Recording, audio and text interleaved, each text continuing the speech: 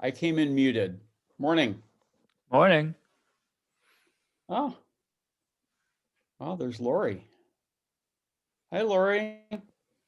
Morning, Tom. How are you? I'm well, thanks. That's a beautiful shot you had there. Oh, Amsterdam. Yeah, Oh, I used to travel. Yeah. oh, yeah. Those were the days. Yeah. Yeah. Yes. When you could leave your house. Right. Oh, all right. So, couple of things here as we're getting started. Just want to make sure, of course, Lori, as you're coming in, that you feel like everything's working. Yes. And Right. you had suggested I share Okay, screen, looks just a good. little intro. So good. Very good. Okay.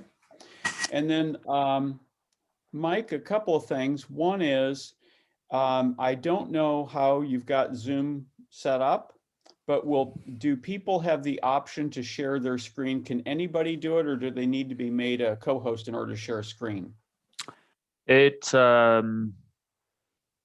I think the way it's set up is one participant can share at a time, and all participants currently can share.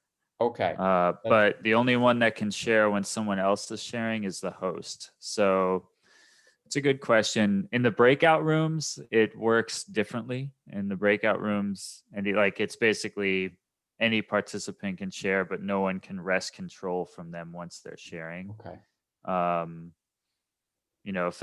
we have the staff in there, so if that ends up being an issue, then I can quickly change the sharing options to allow people to share if it's an issue. Yeah, it shouldn't be. I think that should work just fine the way we have it set up. So I think that'll be good to go. Okay, great. Great. Oh, got some more folks popping in here. Hey, good morning. Good morning. How are you? Doing well, thank you. Good. How are you doing? Very well. I'm still very curious about how this works because getting in the right room is something different for me. So yeah. So I'll let Mike Sisson answer that, so I don't give the wrong answer. I think I know the right answer, but I'll let him give the right answer. Yeah. So hey, Tom. Basically, at the appointed time, I'm going to open up the rooms, and you'll have the option of self-selecting. But actually, one of the questions I wanted to ask Tom is, I wasn't clear for people from vendors like Paradigm, for example, where or which rooms they were supposed to go in, or if they're supposed to just kind of go wherever they want to. So they're at the end of the day, 3:15. There is a solution showcase. And so they have on the website, it's got those who have confirmed that they wanted to have a room. Okay. And so those are their assignments. All right. Perfect. Yeah. It's not always completely clear because there are people who have Gmail accounts who actually are with a company. And so that, that it's not going to be obvious at all times. And to answer your other question that you asked me just recently this morning on institutional presenters and showcases, there are instances where people have registered for the conference, but not under their institutional email address. Mm-hmm. Or they've moved institutions and are presenting for a former institution. So it wouldn't even be clean if I tried.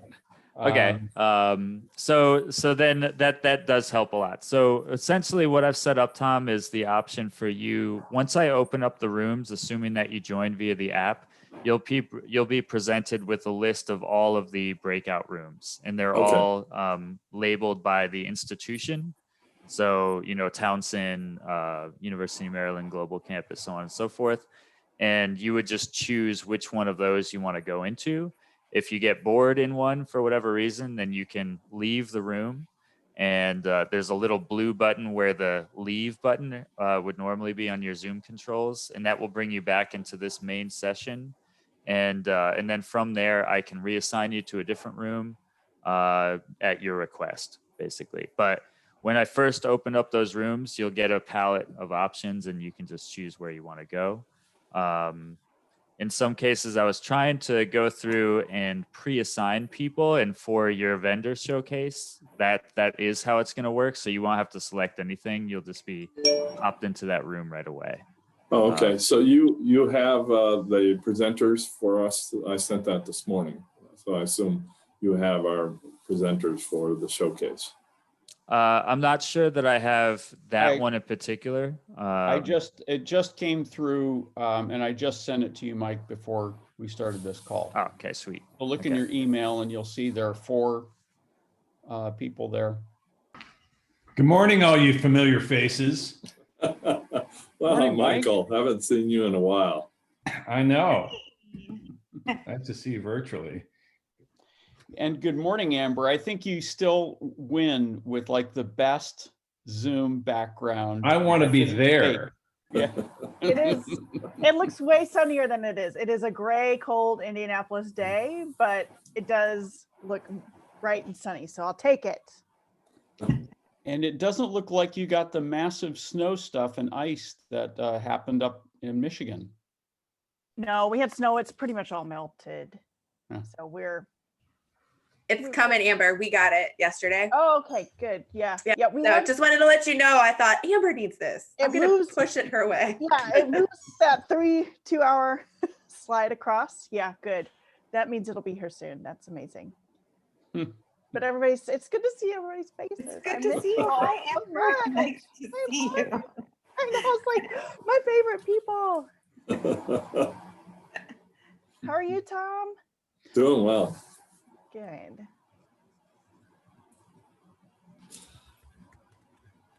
And we've got, just want to make sure this, we've opened this up to just make sure that you are all comfortable, that everything seems to be working. And if you have any questions, ask away. We've got Mike Sisson here, who is our Zoom guru. And, he can probably answer the question that you may have with it. But we're excited to be trying this, and we're doing it all through a Zoom meeting with 200 people today. So this should be quite something. Yep, it'll be an experience for sure.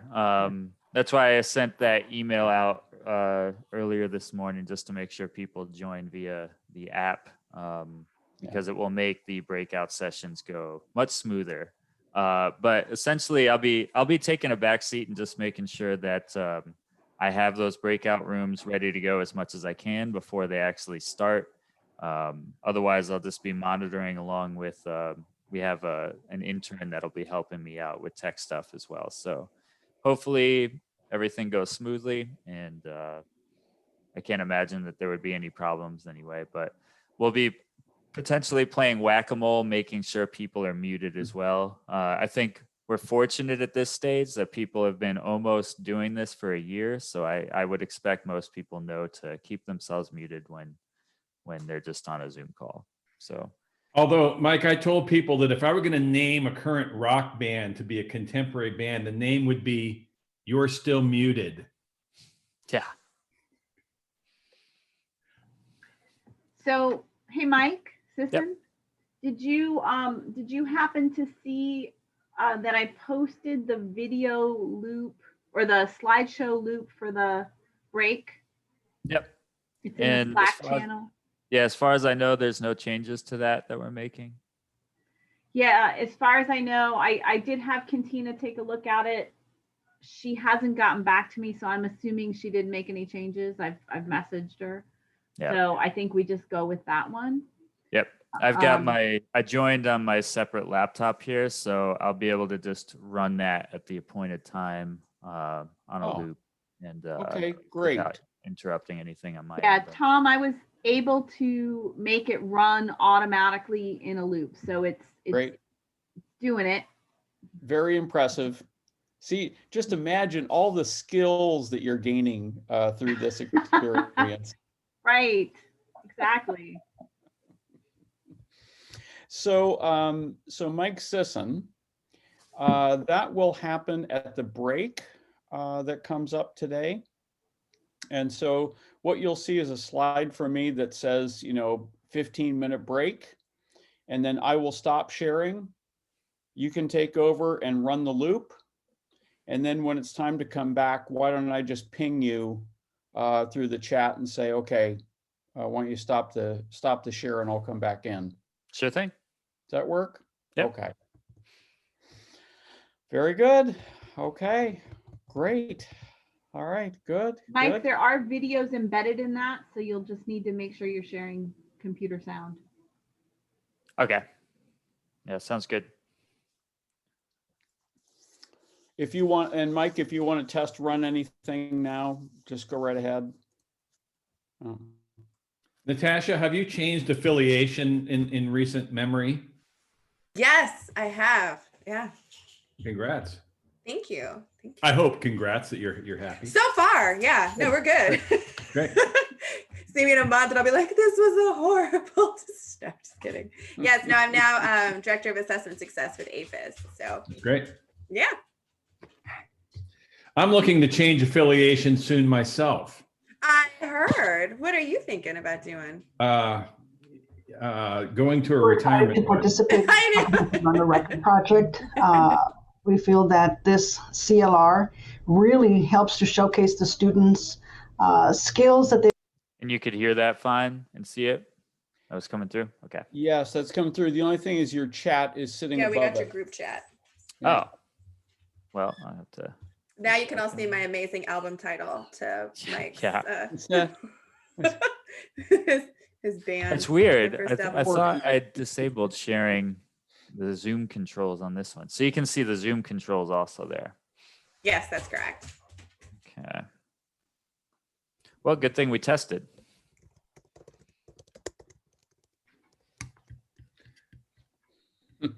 That's why you have practice. Yeah. Right. So Pam Bowers, definitely bringing her in.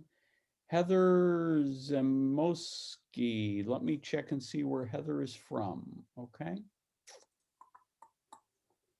See if I alphabetized the list today. Hopefully that I thought of that. Oh, I don't know who Heather is. Heather Zamoski. She's not on our registration list. Do we have a crasher? I don't know. It goes back to our first convening where we had the Twitter crashers and the Yeah. Star Wars jackets. Yeah, that's right. Ask her if she has a Star Wars jacket and we'll let her in.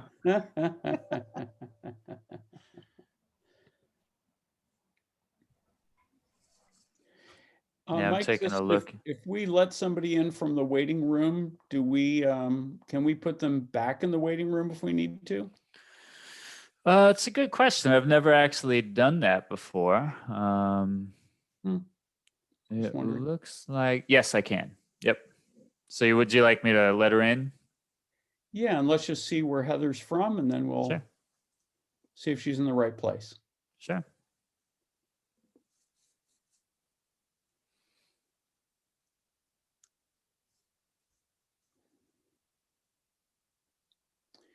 Hello, Heather. This is Tom Green from Acro. We just wanted to make sure we had you in the right spot at this moment. Can you unmute and let us know where you're from? I didn't have you on my registration list this morning.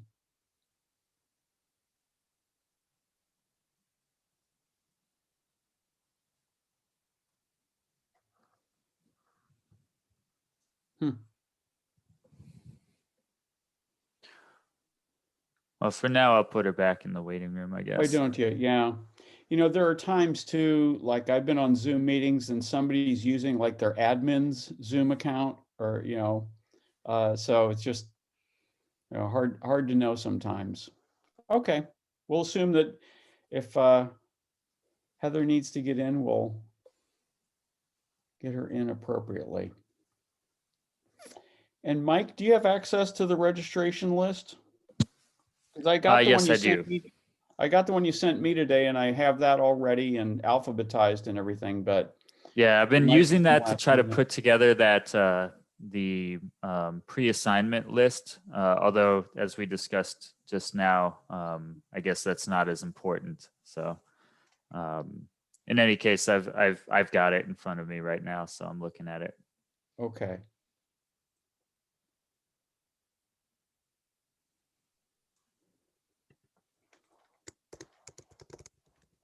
It could be that she was just a very recent. Yeah, so she had just registered. Well, I guess she wouldn't have been able to get to the link, but she had just registered at 10:42. And where's she Recent. from? Do you have a domain? PNW.edu, which, Purdue Northwest. Okay, yeah. that's fine. Let's go ahead and let's put her. And there's Laura Wankel. Great. I'll let her in, and I'll let Heather in. Okay.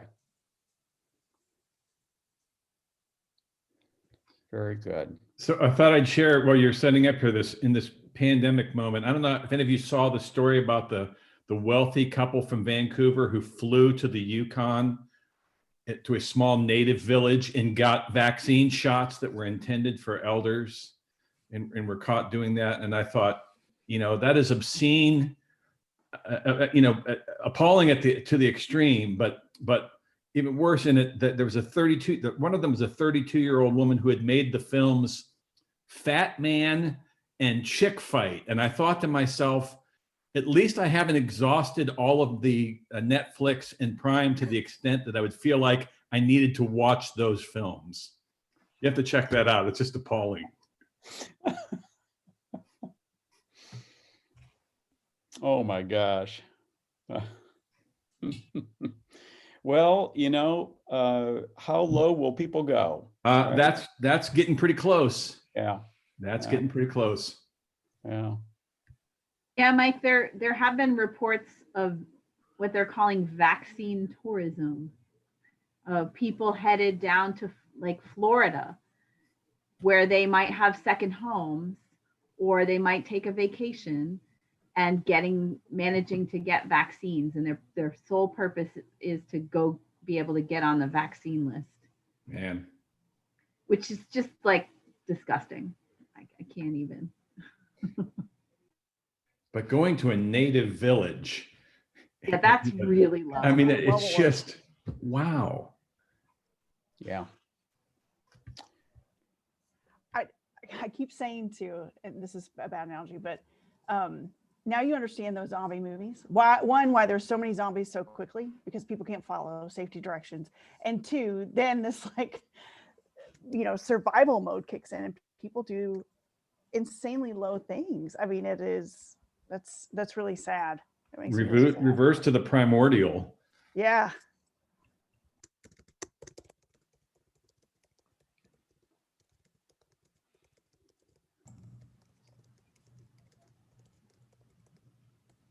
Morning, everybody. Can I ask a logistical question? I'm Michelle. Okay, Hey, so Michelle. breakout rooms, never done them before. Where do I find them? So when the breakout rooms start, I'm going to open it, and you have the option of selecting the breakout room. You'll just be presented with a list of them. You just click on the one you want to go into, and you get put in there. Go ahead. So if we're monitoring multiple sessions and making sure they're up and running, and they're doing 3 in an hour, we can easily jump in and out between breakout rooms, right? Yep. So you'll be presented with the option of, well, when you're in there, once you've selected it, you're just in there. Where the normal leave button is, when you're in the breakout session, that'll turn into a blue leave button, and you just click on that to leave to come back to this main session. And then from there, you may just have to ask me which session you want to go into, and I might have to manually assign you. That one, it's unclear. Some people are able to jump in and out on their own. Some people need assistance, but as staff, that's not as big of a deal for me to change people around. Okay, and do you all foresee us, so if we're doing multiple sessions and they're doing 3 an hour, do you foresee us having to go in every 20 minutes and check on them just in case? I would. I think so. I'd float. Got it. I'd float around a little bit, Michelle, and just make sure everything's going okay, especially as they're, starting up. That's usually when most things happen. Got it. Mike, I just messaged you about Jim Thank you. McAtee. Jim McAtee. Are we Looks looking for familiar. him? I think he's with one of the Maryland schools, but I could be wrong. McAtee. Let me look here. BSU Baltimore. Yep. BSU.edu. Yep. Got Yep, him. Ball State. He's good. All right. Okay. Good morning, everybody who's just joining us. So good to see you. This is just an opportunity for you to do a tech check. If you have any questions or just want to make sure your camera and mic are working.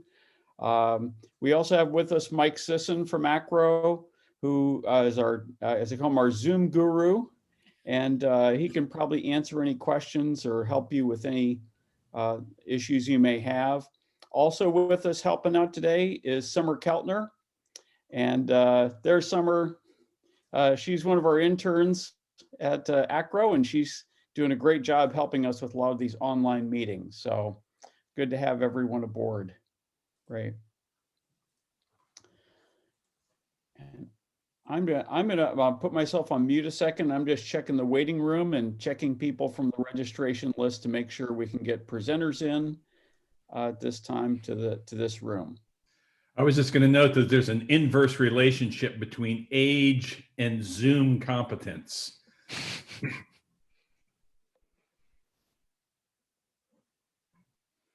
I don't know. I feel like at this point people are well versed. Like I said, though, you're still muted is one of the most common things that's said on any Zoom call. Mm-hmm. Is this thing on? Can you hear me? Can you see my screen? Can you see my screen? That's a good one too.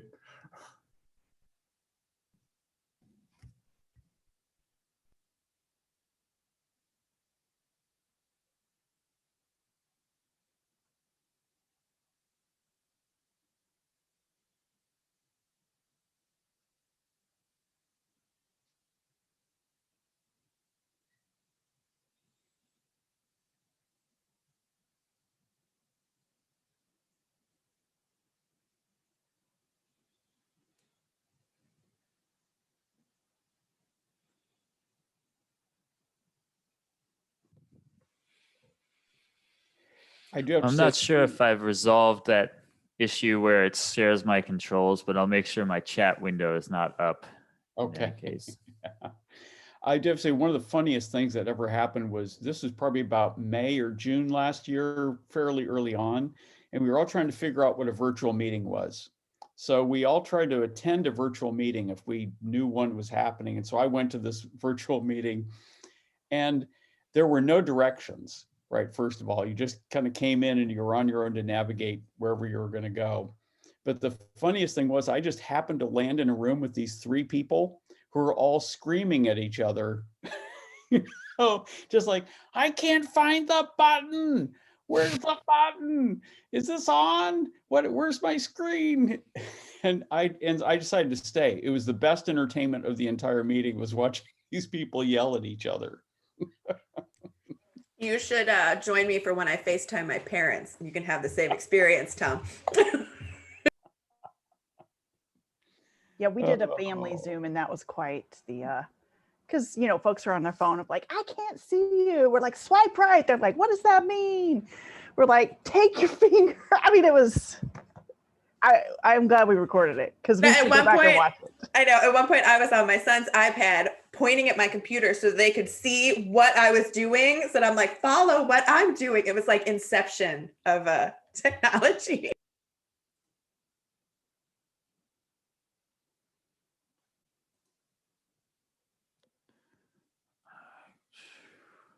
I'm just making sure Matt Patinsky has his.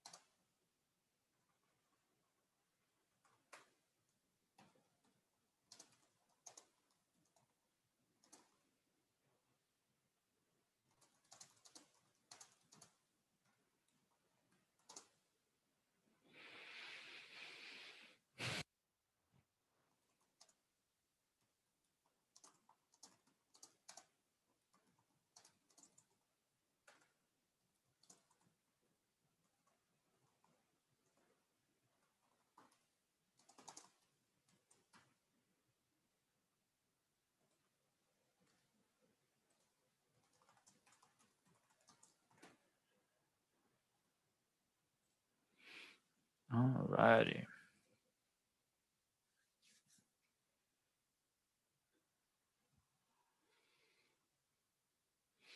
And Tom, would you like me to start admitting people, or do you want to keep them in the waiting room for now? Could you do me a favor? Sure. We need one more, and this may be one for Melanie, if you could help out. We need one more solutions showcase today at 3:15. The company is E-Locker, letter E, Locker, all one word. I didn't see, I'm sure somehow that slipped through the communication channel. I just see Nick Hathaway coming in. And they did late last week say something about joining. Okay, so that's the three would be AEF, IS, Paradigm, and eLocker for today. There are 5 or 6. Oh, okay. I'm We've, looking at an outdated one then. it's on the, I'm just using the showcase page. APHIS, Paradigm, Parchment, Randa Solution, Solid, which is the Millgears platform, and then eLocker. Is that, Tom, is that something that needs to be updated on the page? Is that what you're saying? If you could, if they could Okay. update that on the page, and I'm going to see if I can update. If you could put, is there a link to their company or just say eLocker and I mean, Just say are they, eLocker. Yeah, there's no link needed. okay. I'll make sure they're on the slide that shows up. Got it. Alrighty. Okay. So yes, I think we can go ahead and start admitting folks. I think that'd be great. All right, I'm going to do an admit all here. Let's get this show on the road.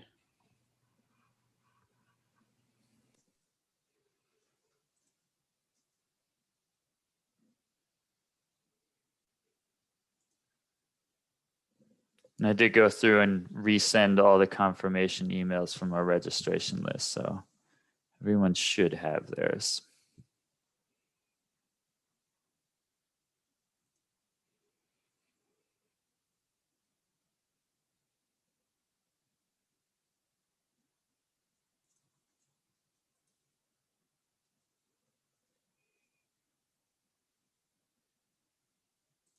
Admit all.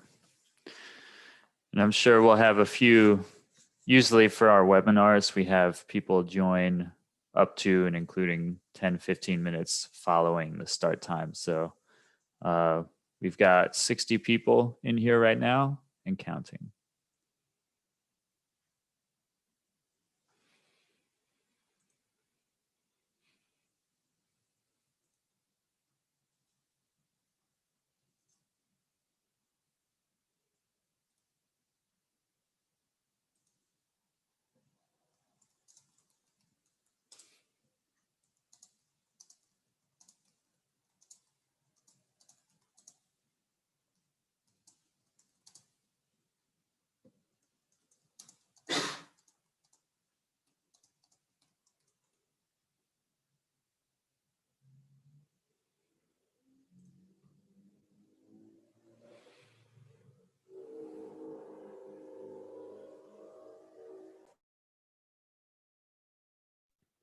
Very good. I have 11 a.m., just a little after here on the East Coast. So welcome everyone. It's really good to be kicking off this Comprehensive Learner Records virtual showcase in Zoom land. We are so thrilled that we're able to do this. And although we had planned to do this in person last fall, of course, in COVID and having a pandemic, that became impossible. And we hope that this platform has allowed even more people to be able to join and to be able to take part in the meeting today. So nice to see everyone, have you with us. Just a few notes here as people are entering the room, a little netiquette for you. I think you probably all know this, but if you're not a presenter today, please mute your microphone. As you come into the room, they're auto muted, but of course those controls can be manipulated by you. So just make sure that you're not allowing any ambient noise to creep in here. It lets everyone else hear the presentations, the speakers today with it. And with about 200 people or more anticipated to be in our meeting today, we could have a little Tower of Babel if we don't pay attention to that. So thank you so much for doing that. You may have questions today. We certainly hope you do, and we certainly welcome your questions and comments. We encourage you to use the chat feature today for that. If you're asked to unmute by a presenter to ask a question, please do so. Otherwise, please utilize the chat feature today. And hopefully you have all downloaded the Zoom app and are using that on a computer today. It really does allow you to have the most features and the most convenient interface for the meeting. So if you have not done that and you have a break today or would like to download that a little bit later, you might find the meetings a little bit smoother for you today by using that. At the end of the day today at 3:15 p.m. Eastern time, we are really thrilled to have a solutions showcase. And that is where we're going to have some of our important corporate partners be able to show you and tell you about the products that they provide to help you with CLR solutions. However, we do ask that everyone please refrain from any marketing or solicitation during the meeting. This is an educational forum. That's not the place for us to be trying to recruit new clients or try and sell services during this meeting. Thank you. Now, today, the panel presentations and this general session that we're all in, as we are right now, are all being recorded. And so just know that they're being recorded. However, breakout sessions in Zoom cannot be recorded, and so therefore they won't be recorded as part of the meeting. And we will make, of course, all the resources today, the slide decks, the recordings, etc., available after the meeting for all the people who are attending today and tomorrow. So great, that's our netiquette. Just a little bit about the format of this meeting. This is a big, giant experiment in Zoom, let me tell you. We're thrilled to be doing a lot of thought and planning has gone into this, but I'm not sure we've ever tried to be this ambitious with one Zoom link for an entire showcase. So we're going to have some rotating sessions. So one thing you'll see is that and I'll go through the agenda in just a moment, that we have some panels, and those are on topics about the CLR. And then we're going to have showcase sessions where you can go to breakout rooms and actually see the presentations by the practitioners, the people who have developed and implemented CLRs. So as you go to those breakout rooms, you can choose the room you'd like to go to, and once that occurs, when the time comes, you'll see a list of breakout rooms that will appear, and you can simply select the room that you'd like to go to. Of course, if you are presenting, you want to make sure and pick that room. You can move between rooms as you would like. So you'll see as you get in there, you'll see it's not difficult to be able to navigate around. And once you get the hang of it, you'll see some options there. You can leave the room and go to another room, go to the main room, etc. These short sessions will rotate and repeat every 20 minutes. So the presenters will be doing a 20-minute presentation, which includes a little Q&A. Then they'll repeat that and repeat that again, and that's 1 hour. So 3 20-minute mini sessions. So you can please feel free to rotate through and get to as many as you possibly can between today and tomorrow.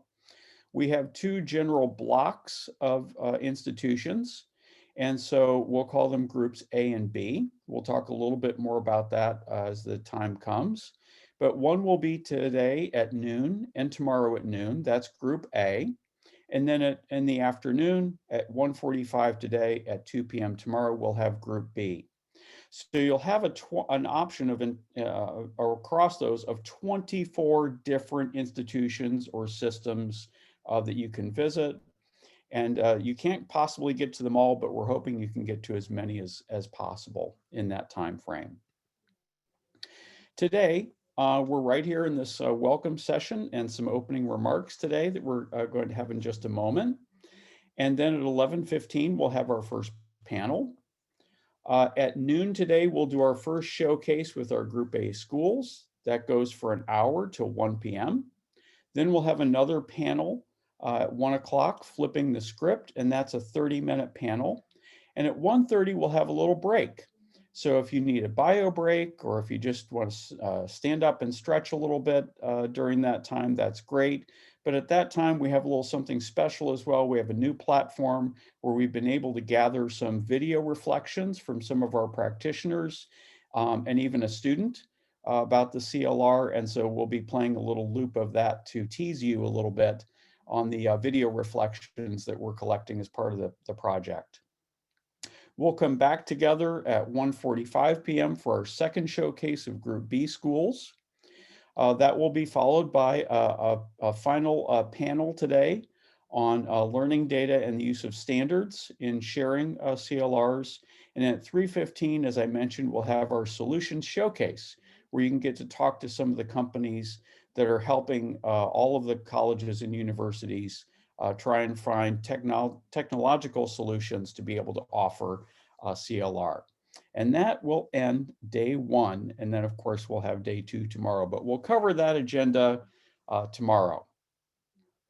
Right now is my real pleasure to turn this over to Dr. Amberson Garrison Duncan, who has been an incredible supporter of this project. And we are so ever grateful to the support from Lumina to be able to do this work. And it's my pleasure now to introduce Dr. Amber Garrison Duncan, Strategy Director at Lumina Foundation. Thank you, Tom. Good morning, everyone. It is really a pleasure to be with you. I am sad, as Tom was talking about the agenda, we've been having these showcases and convenings for about 5 years now, and I'm really missing the opportunity to be in person with all of you and hearing about the progress that's been made. I wanted to just share my screen here and share a few remarks with you from Lumina's perspective about why the comprehensive learner record has been a part of our strategy, why we've invested in its development. And so just to start, first things first is I want to put this on show mode. And I've got lots of things standing in the way of my buttons. So I'm going to, here we go, finally. There we go. All right. So, it wouldn't be a Lumina presentation without talking first about Goal 2025, which is our North Star, which is why we do everything that we do.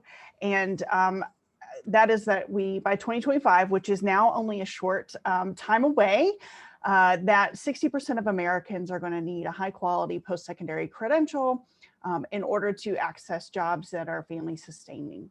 And as we've been experiencing this pandemic, all of the reports that we're hearing, if you follow what happened during the last recession, is that that accelerated the need for high quality post-secondary credentials in 2008. And so we're anticipating that the need could be even greater than 60% by the time we get to 2025. So it is even more important for us to continue to make sure that Americans can get access to and complete these post-secondary credentials. So where are we actually at in that goal? So I do have some good news to present to you. If you've been on my previous presentations, you'll remember the last iteration, we were at 49.6%. We are now at 51.3%. So yay, good work. It takes all of us to move the needle here. And every percentage point is millions of people. Millions of people's lives are represented in these data. So, we're really glad to be able to show that this progress is happening. And as you can see from the bottom is that attainment is currently on track to reach 56% by 2025. So that is if we do nothing, we change nothing, we will get to 56%, but that's not our goal, right? Our goal is 60% in particular over. So that remaining 4 percentage point difference means that we will need to ensure that 6.9 million more people earn a credential than what we would anticipate if we changed nothing. So again, while there's been good progress, the goal is within reach. We can get moving on this. And so we continue to challenge ourselves and all of you to continue your good work and make even more progress towards this goal. And what I want to highlight to you in these millions of numbers is that at Lumina, and I know all of you often share this commitment as well, is that while we're going towards goal, we have to make sure we're closing the gaps that exist between individuals based on race. And really want to highlight that at Lumina, we have a strong commitment to racial equity and justice. We've come out even stronger since our new plan was launched at the end of 2020. And so this has become an even stronger, again, emphasis for us. And we really are looking at equity means that equity will be achieved when outcomes cannot be predicted by race and ethnicity, and that justice will be achieved when the root causes of those inequities are eliminated. And so again, all of our work is focused on systems change and rooting out the things, the barriers that exist, the processes that create all of these injustices. And we believe that should be the mission of certainly our work, but also the mission of higher education, so that we are, again, bringing greater equity and justice into our society. So what does all of that have to do with the comprehensive learner record, and why did Lumina see this as a solution that could help to root out some of these injustices? And so I want to talk about how we started this conversation around a technology-enabled credentialing, that if we are able to use technology as a tool to enable more equitable and ethical outcomes for individuals, that is our guiding purpose to determine how, when, and why we want to use advanced technologies like digital credentials, like blockchain, a lot of the things that people are experimenting with, that again, our North Star should be using those for good, not just because we can. That the transparency of credentials, it actually creates a more open system and a more transparent system of credentials, so that people can actually understand what are the credentials in this universe of post-secondary learning. What do I have? What are the competencies within that? What do they actually mean? And then we've been encouraging lots of open collaboration across the talent and technology ecosystem through networks. So how is it that we know we have people learning in a lot of different places beyond high school? Many of individuals of color actually start in our workforce system, or start in the military, or start in places because we had segregation and because we didn't have access. People of color were still learning, they just weren't learning in traditional higher ed settings. So we want to make sure that they can bring all of that talent with them into the higher education system. And so portability of their records became really, really important. And understanding if I could bring a record, again, if I started in the military and I earned a workforce credential while I was there, and I'm coming to use my GI Bill in the higher ed system, how can I bring all that with me and present that to an institution and hopefully get credit for that? And then we also wanted to give people the ability to manage their own records. A lot of what we hear is that people get stuck because their records get stuck in these systems that, again, don't talk to each other. And so if you think about, there's a person behind that record, they're dead in the water. And so those are some of the reasons why Lumina has been investing in the comprehensive learner record, again, but work around data standards and portability, and again, different ways to use technology. And so that's how we see that as a part of our equity play. So I had to do a meme, of course, of how it started and how it's going. You know, I remember our early conversations. I remember sitting with Tom Green and Mike Riley and Amelia Parnell and Kevin Kruger in the NASPA offices saying, like, can we do this, right? The first question of the first grant was, can we create new types of transcripts? People are experimenting, but can we actually leverage and do, you know, create this kind of movement around these new types of transcripts? But now what I think is so amazing is that people are now they know they can create them. It's not without a lot of hard work. It is a lot of hard work. And I know you all are experiencing that, but really starting to experiment with how can we resolve, again, these student success barriers that get created when people don't have competency-based records or don't have all their learning in one place, or again, can't own and share those. And so I think we've seen people take some, we're going to get off here and test out some new things in the ecosystem. And again, with this focus on, student success, even looking at, again, a lot of folks have started with employability, but again, are starting into new types of realms around retention, completion, that I think are really, really exciting. And I think the thing that I wanted to highlight too is that in the midst of COVID-19, in the midst of you all, again, pivoting your classes online and being virtual, responding to a lot of, we had school closures, we've had students dropping out with, 100 hours close to graduation, pass fail grading was, lots of how do we do this? So again, lots of questions that got raised about how to respond to COVID and things that were having to happen. But what is amazing is that has not paused or really stopped this movement. I think it's really caused people to see that if we're trying to enable transfer, if we're trying to help people who have stopped out, start where they left off, if we're looking at debt forgiveness, if we're starting to award credits, if we want to accelerate completion and make sure that those competencies are clear to employers, the beautiful thing is that people have started to see CLR again as a tool to enable a lot of these things to happen. And again, I think that's where you see people kind of getting off the highway for a minute to say, how do we increase access? How do we increase flexibility? How do we use these records to facilitate and enable on and off ramps for students who, have to stop out because, they're trying to care for their children and don't have childcare at the moment and need to step out, but come back? How do we give them credit for, the amazing things that they already know and can do? And then certainly creating transparency about the quality of the credentials that are being offered. What is it that the institution has been able to help someone grow, learn, and develop, and making sure, again, that that's represented in a language that employers and others can make sense of, and also understand the quality of that credential. So all of that to say, we're excited to see how far this work has come in a short amount of time, that it has not slowed down, that you all are still here, that nothing can stop us. We will have a virtual showcase. We will continue this work. And I'm even more excited to see the different innovations that start to come out as you all think about how the different ways that this tool can serve learners and help us overcome some of those student success barriers on the way to 2025. So thank you for all that you're doing, and I look forward to the next couple of days. Oh, thank you very much. We quite literally could not have done this without you and without Lumina.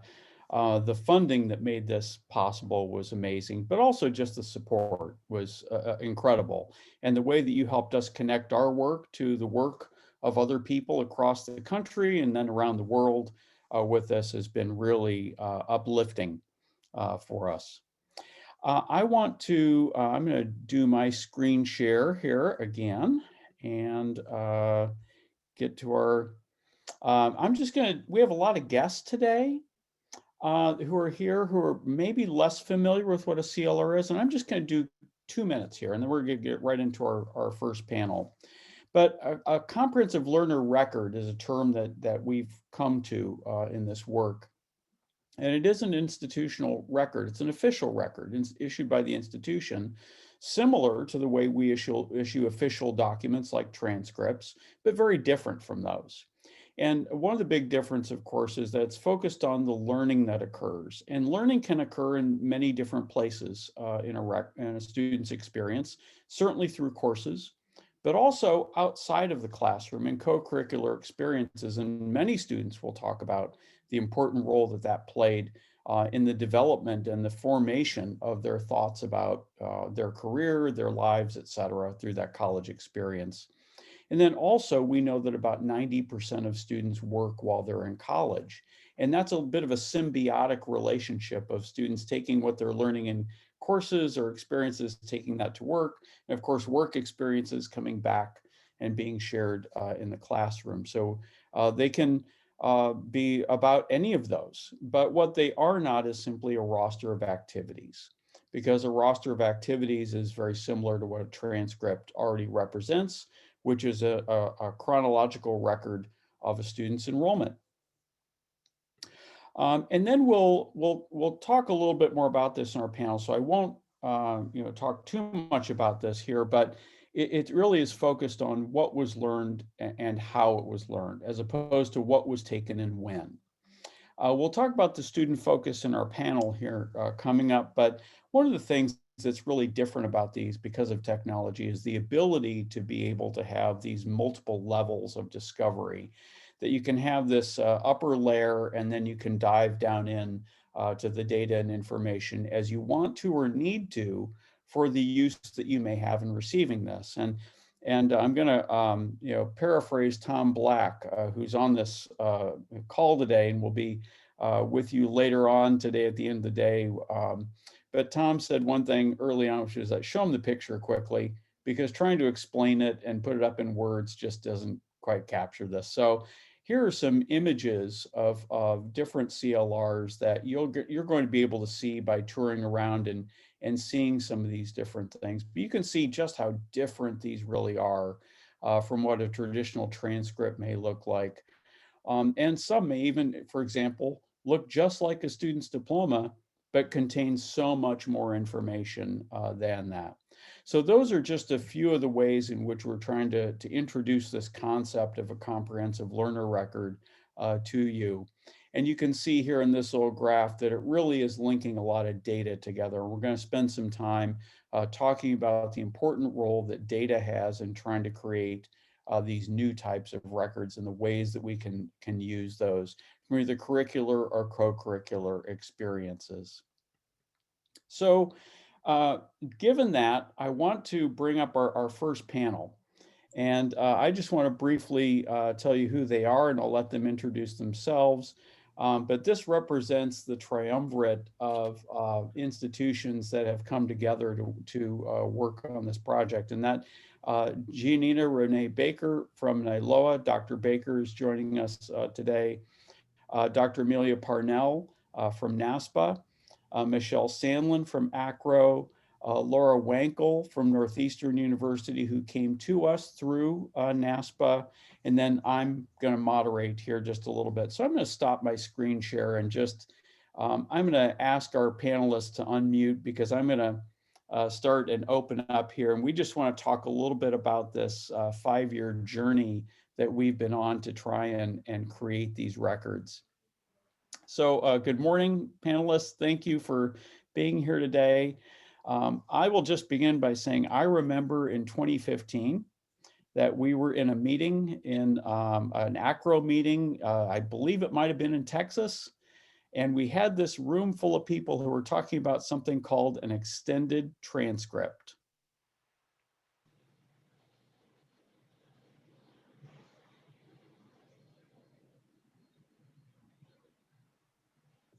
May have, Sarah, it looks like you're muted. Well, it was even better than that. I was bumped out of the meeting due to my internet connections. So, welcome to the world of Zoom. But just wanted to, I'll recap a second here. So I remember being in a room in an ACRO meeting, I believe it was in Texas, our tech transfer meeting. And we talked about this thing called the extended transcript. And that was this term that was coming out for people who were experimenting with different things they could do in the digital space, in the world of better technology, with what had been a very static document, the academic transcript. And the first thing we realized was that was a really bad name, because everyone assumed that we were trying to get rid of the academic transcript and replace it with something else. And we were so fortunate to get this grant from Lumina Foundation. We were all excited, and we did this press release about it, and Inside Higher Ed picked it up. And the very first comment at 5 a.m. or something that moment was from a faculty member at one of the a college or university somewhere saying, "Look what they're doing.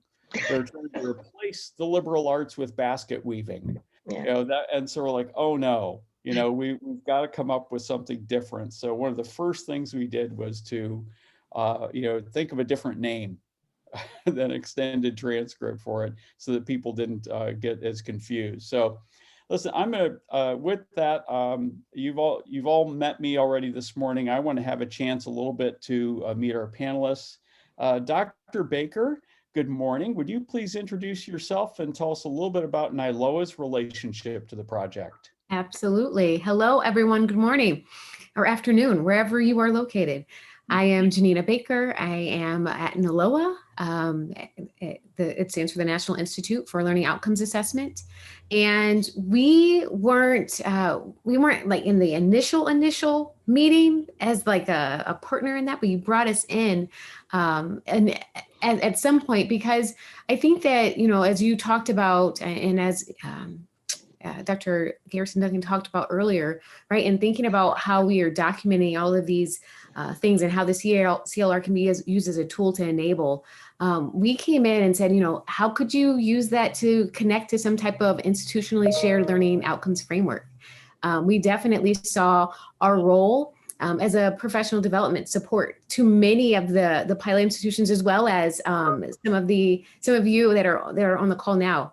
And we worked with many of you to help map learning and even identify some assessments of learning from both within and outside of the classroom for inclusion in a CLR. So it's been an absolute pleasure working with each of you, talking about assessment. That's what we love to talk about, and help you think about some of those questions. You know, what if transcripts were reimagined to not only provide information and credits earned, but also provide information and learning that's acquired both inside and outside the classroom?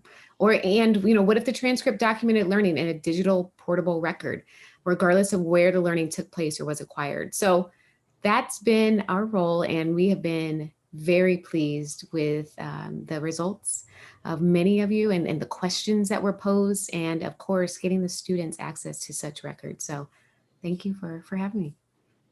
Oh, great. Thank you, Janina. And, you know, as we got into this work early on and we started to dig in with institutions and really think about, you know, what they were trying to do, and we were helping them try to do that. One of the things that became really clear is they need a lot of help with learning, right? With learning outcomes and assessment and those kind of things. And we were so lucky to be able to be connected with NILOA at that point and bring you in as really important partners in this work. So thank you. Dr. Parnell, good morning. Morning, Tom. Good morning, everybody. I'm Amelia Parnell. I work as the Vice President for Research and Policy at NASPA. And similar to ACRO, NASPA is a national membership association with a primary focus on student affairs or student life or student services. All the things that students probably encounter outside the classroom would fall into that wheelhouse. And so I'm over here smiling. I've been smiling since we started this thing because it's just been a wonderful project. I know oftentimes people make that statement that you can't pilot your way to scale. But honestly, back in 2015, we started with a pilot of 8 schools, which then blossomed to 12 schools. And then we got generous support from Lumina to go again at a round 2 of this. And so the product is hundreds of schools now. So I kind of think you can pilot your way to scale in certain instances. And so the NASPA contribution to this has been really to kind of put forth on a headline or a banner that learning happens everywhere. And so knowing that trying to extend the transcript or have a comprehensive student record, which then turned to comprehensive learner records, it was to truly highlight that wherever a student is on a campus, they could be learning something. And so it was not so much to critique the original transcript as though it was limiting and a barrier to including out of classroom experiences, but really to transform the conversation and open up lots more opportunities for how you would document and assess that learning wherever it happens. And if it happens to happen in a club or an activity, or it happens in the classroom or undergraduate research, we would hope to be able to really help students have a resource that can tell the depth and breadth of what they can do.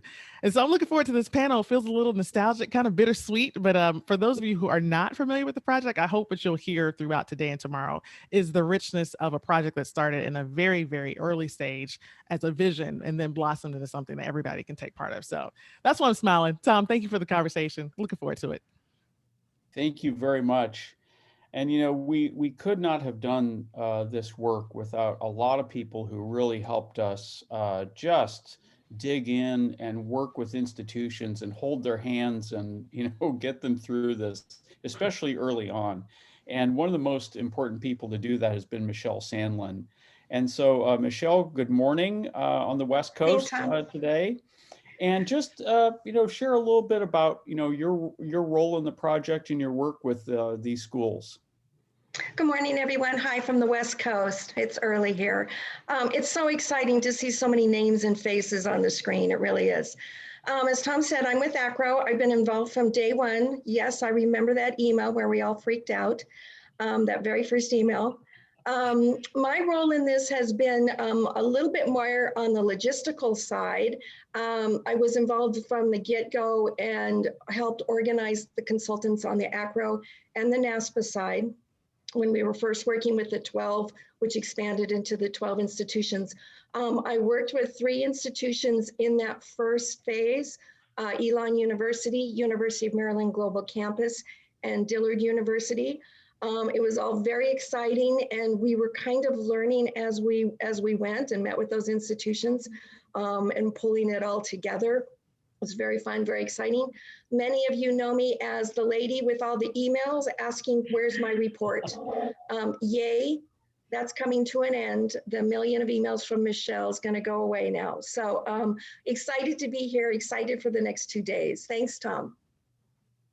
But you have such a nice way of nagging people for those things. And thank you all for thank you all very much for turning in your reports.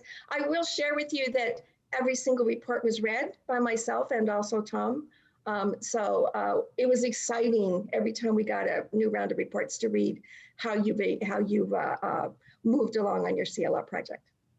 Great, thanks, Michelle. Mm-hmm. And last but certainly not least, Dr. Laura Wankel, who came to us through NASPA and has been really just a fantastic, steady resource through all of this to really help us in so many different areas. Laura, would you just tell a little bit about your relationship to the project and maybe share anything you'd like to start us off? Sure. Thank you very much, Tom. I'm thrilled to be here today. And certainly as we look back over the last 5 years, it's been quite an interesting experience at multiple levels. As Tom indicated, I was originally brought onto the project as one of the NASPA individuals. However, many of you have probably heard me introduce myself as a recovering vice president for student affairs, having served in that role as well as a VP for enrollment management. So my sense of what is happening on our campuses is fairly comprehensive. I'm currently the interim vice chancellor for learner engagement at Northeastern University. But the work on the project has really been very focused for me on learning outcomes, learning frameworks, assessment, and collaborating with many of you as you start to try to figure out how to document, what to document. So this has been a great experience for me, and working with all of you has truly been exciting. So I look forward to today and tomorrow. Great, thank you very much. So panelists, I want to start off with a question that goes all the way back into the origin of this record.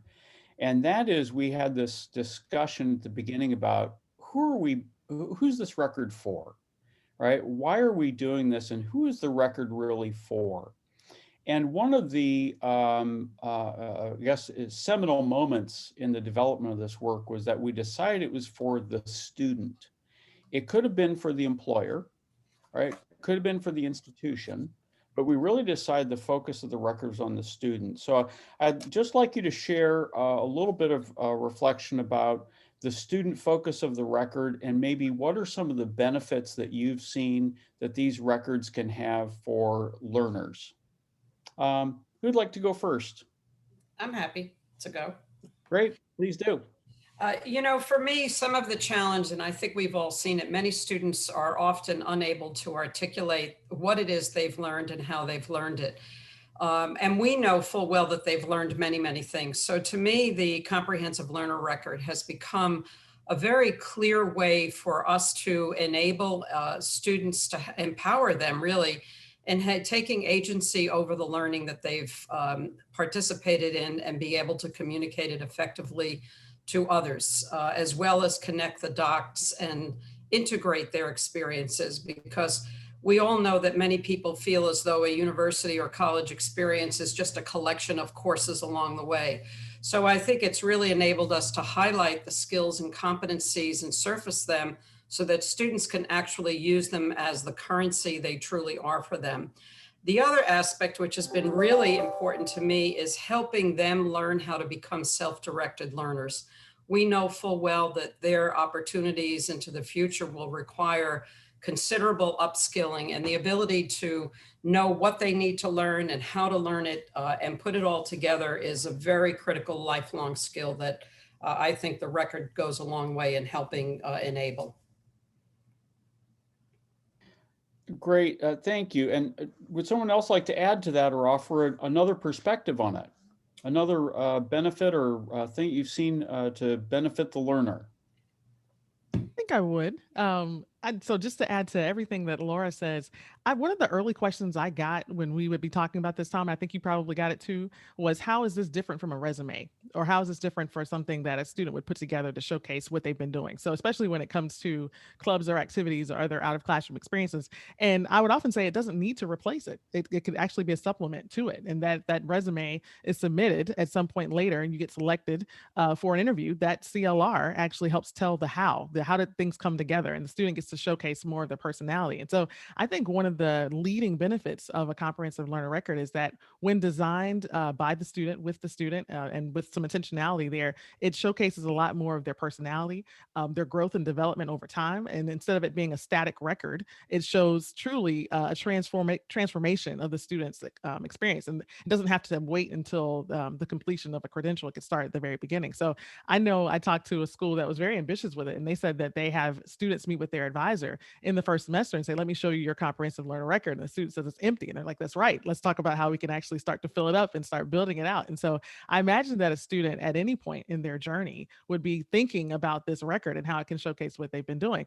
I also like that it doesn't have to be a 4-year experience. If a student has to unfortunately take a pause or break, this comprehensive learner record could be the difference between them being able to show what they've learned so far and actually get back to a place where they can come back to education formally. So I got a lot of reasons, but I think just showcasing the unique nature of each student and what they would bring to any experience, the comprehensive learner record can do that really well. I will add here that I wish I would have had something like a CLR. I think that when I think back to my first job out of college, and you're like, what did I do during those 4 years? And I did everything, but if I hadn't written it down somewhere, I would not have remembered it. So something like a CLR definitely would, I think, have showcased, and it allowed me to really reflect on everything that I'd done in those 4 years. I think one thing that we talk about at NALOA, and I'm going to share in the chat, we wrote an occasional paper on documenting learning, the comprehensive learner record, based off of Amelia and Tom's amazing work. They put together a 200+ page document of lessons learned of the pilot institutions. And so we had to boil that down a bit, as well as add in our space of what we've been learning around assessment of student learning, with in particular to the CLR. And one of the big lessons was that if the success of this particular effort of the CLR at your institution, it's contingent upon students understanding the value of why they're recording their co-curricular experiences. So I think that the focus on students is key in this. And if we talk about, and we're going to talk a little bit more tomorrow, I know, about equity in the CLR, but we talk in that paper, and I think what you'll hear even tomorrow more, is that if you're really doing this work and thinking about what a good CLR looks like, it explicitly describes learning experiences that can expose, integrate, and inform and transform students, exactly as Amelia just pointed out, and in turn places equity front and center. And no longer are the curricula, the co-curricular and beyond, hidden and only experienced by those who already knew about such experiences. So it really does work towards this anti-racist education where power, privilege, equity is center to all students and not just the few that knew about it. So yes, students. Great. Yeah, thank you. I want to ask a little bit of a different question, maybe ask Michelle to start with this one. As we begin to work on these projects with institutions, I think everybody had really great but grand ideas, right, about the scope, and they wanted it to be for everybody and everything and all at once. And scope was one of the initial things that we really talked about quite a bit with institutions. Michelle, do you just want to talk a little bit about that dimension of the work, and please feel free to add anything else. Yeah, I think early on, very early on, we're trying to get a handle on this and frame it for the 8, which became 12 institutions, to put a framework on it, to help them move through this process, because it was kind of all over the map quite a bit. There were 5 key areas that we kind of honed in on with the help of those institutions and fine-tune those. And it became a thread throughout the whole 5 years. Those 5 areas included the project scope, which was what was their CLR going to be about, and in case. A lot of schools would do just a small private with just a program. Some did badging, some did much larger university-wide. Some schools we're already pretty far along on this project, like Elon, and had already done it all undergraduates. So getting a handle on the scope was probably the first biggest issue on the table for most institutions. Along with that was the learning framework, which Janine is going to talk about quite a bit. Technology, we learned very early on that this was going to be a big issue for a lot of institutions, particularly getting different systems to talk to each other. That became really prominent in phase 2, where that's the first thing that we kicked off, was looking at technology, because it became kind of a barrier for some institutions in phase 1. The design, that was actually a really fun part, where institutions were designing what this is going to look like, and how to get all the pieces together. And then came in halfway through, became really important in the end, was the communication. How are you telling students about this? How are you including them? How are you including employers? Prior learning, workplace, current workplace. There was a lot having to do with internal and external communication. And that was a thread throughout the whole 5 years and continues to be. Let me stop there, Tom. No, that's really great. And I want to go back to, you left with communication. And I was just, small world, that I noticed John Bolland from Grad Intel in the UK is on the meeting today.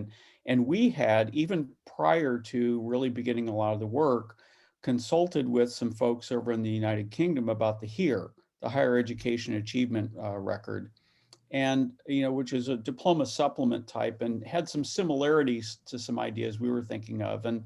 And I was struck by one of the institutions we spoke with that said, here we built it and they didn't come, and that they got to almost completion of their degree and then found out that they had an empty report, that they hadn't filled up some of those things. So, part of that was really getting out in front of it and learning from that, and understanding that you had to educate students, faculty, employers, everyone, that there was this new thing, but how to use that new thing, right, was a really important part of the success that we saw a lot of the institutions have.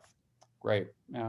Thanks, Michelle. And I think also a comment from Mark McConaughey at Indiana in the chat was about the fact that this is an institutionally asserted record, that it is something the institution stands behind. And Amelia, you were talking just a little bit about the difference between a resume and this record, and that certainly stands out as one of the differences between what somebody claims they have and what an institution might claim they have. Mm-hmm. I would say for sure and it's not to paint the resume in a negative light. It certainly should be a part of one's application when they're trying to pursue employment or something else. But I think I would use maybe the University of Central Oklahoma as a good example about how to navigate that question. Because most often, if someone critiques the resume and says, well, if I say I'm certified in something, who's really going to know unless I try to, complete a skills test or assessment? UCO kind of attached this to an approach that did not necessarily claim that every single thing that a student would do outside the classroom should make it to the record. And they also asserted that depending on how much time a student spends with something, that's how it should be reflected in the record. So exposure would just be maybe me, Laura, Janita, and Tom talking about politics on the lawn. That doesn't necessarily mean that needs to be reflected on the record as having expert level understanding of the democracy.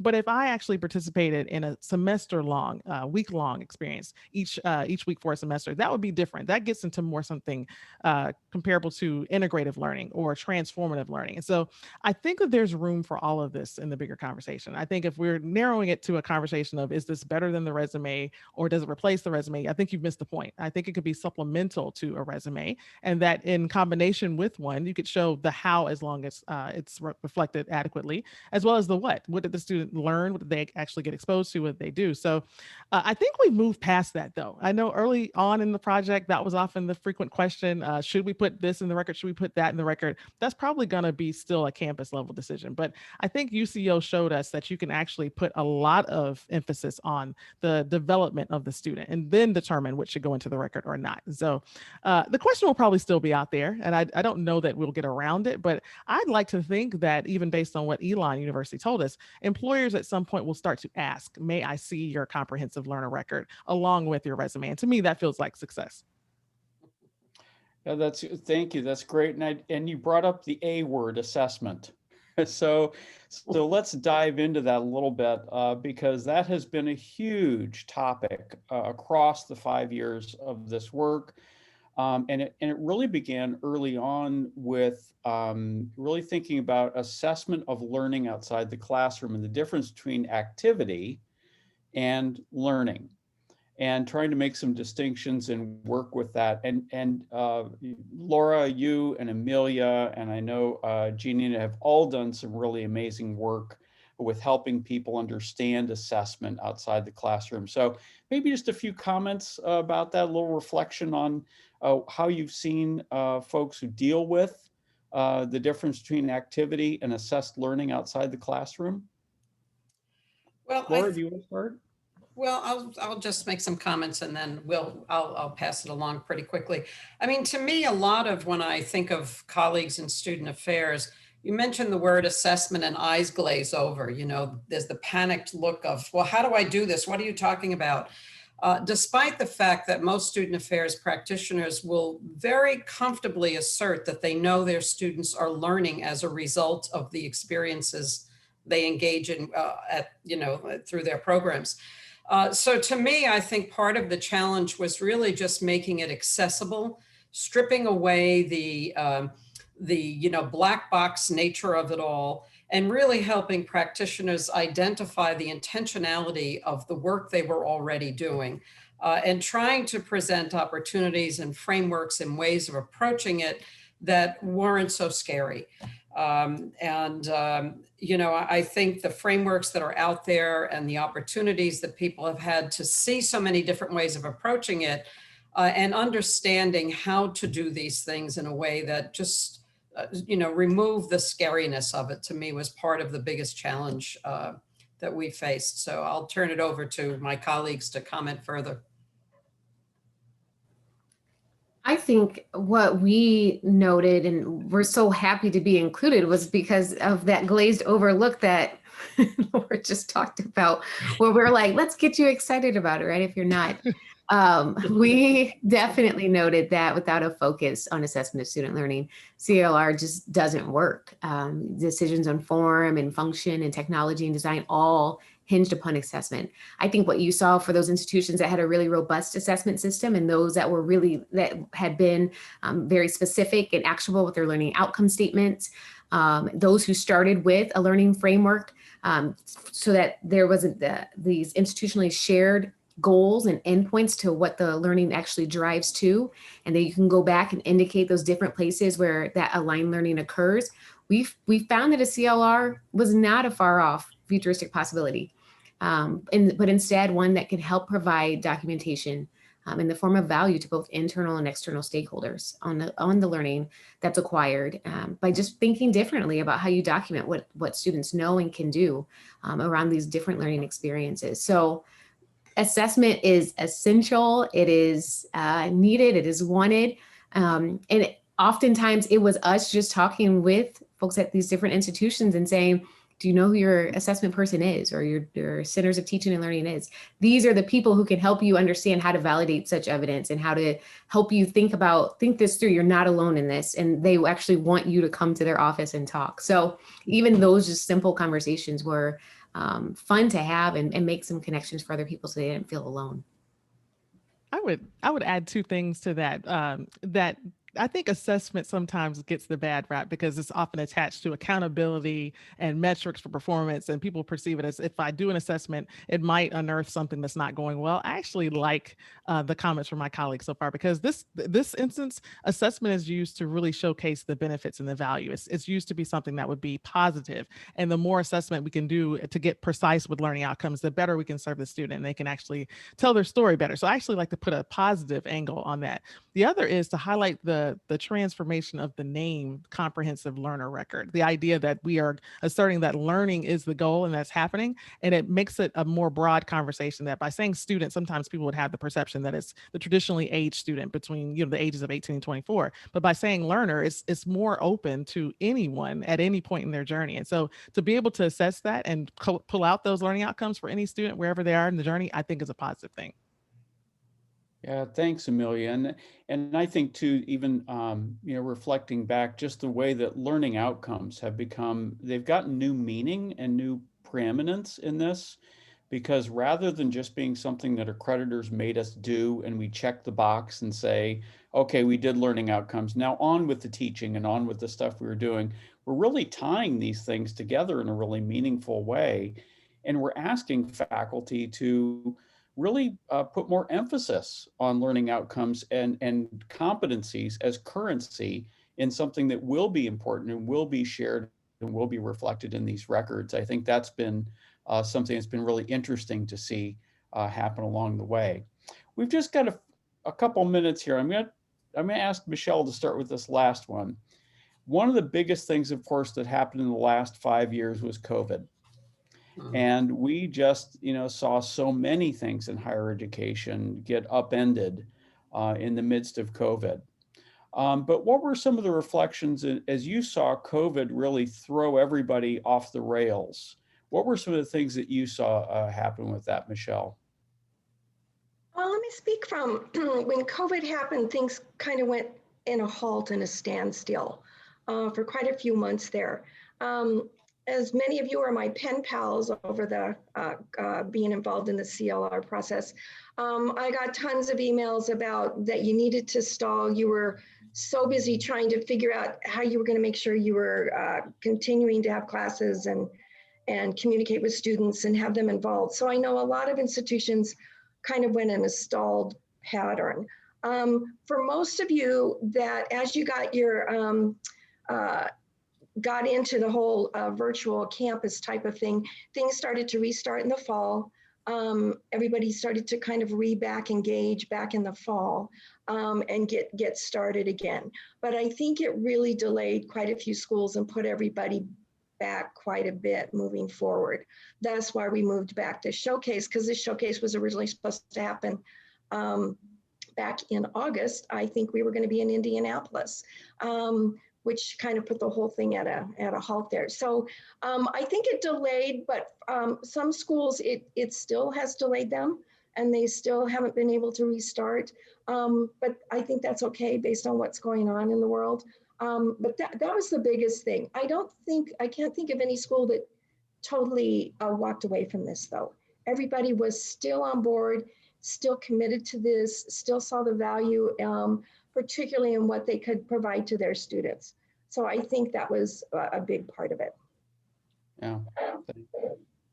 Any other thoughts about COVID's impact on the project? Well, I don't know if it would be so specific to the project entirely, but I do think COVID has accelerated the window of opportunity for transformative behaviors at our institutions. And certainly the project and what it is attempting to accomplish would fit into that space.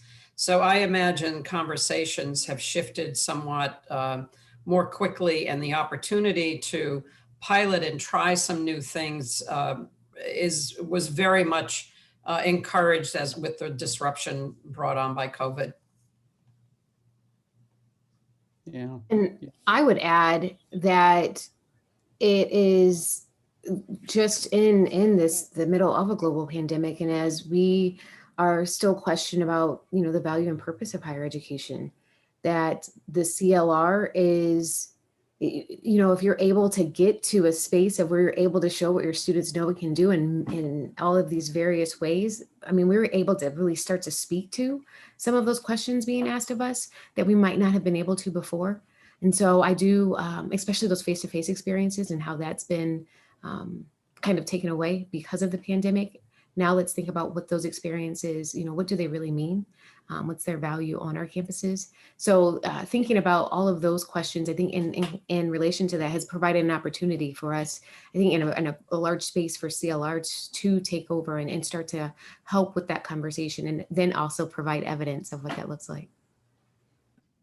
Great, wonderful. And I think of the word resilience, that we've seen amazing resilience from our institutions that have bounced back. I think that, yeah, to Michelle's initial point that, you know, institutions really just had to completely devote themselves to not only operating everything online, right, where they couldn't even go into an office, but also instruction, and then even the instructional mode changing.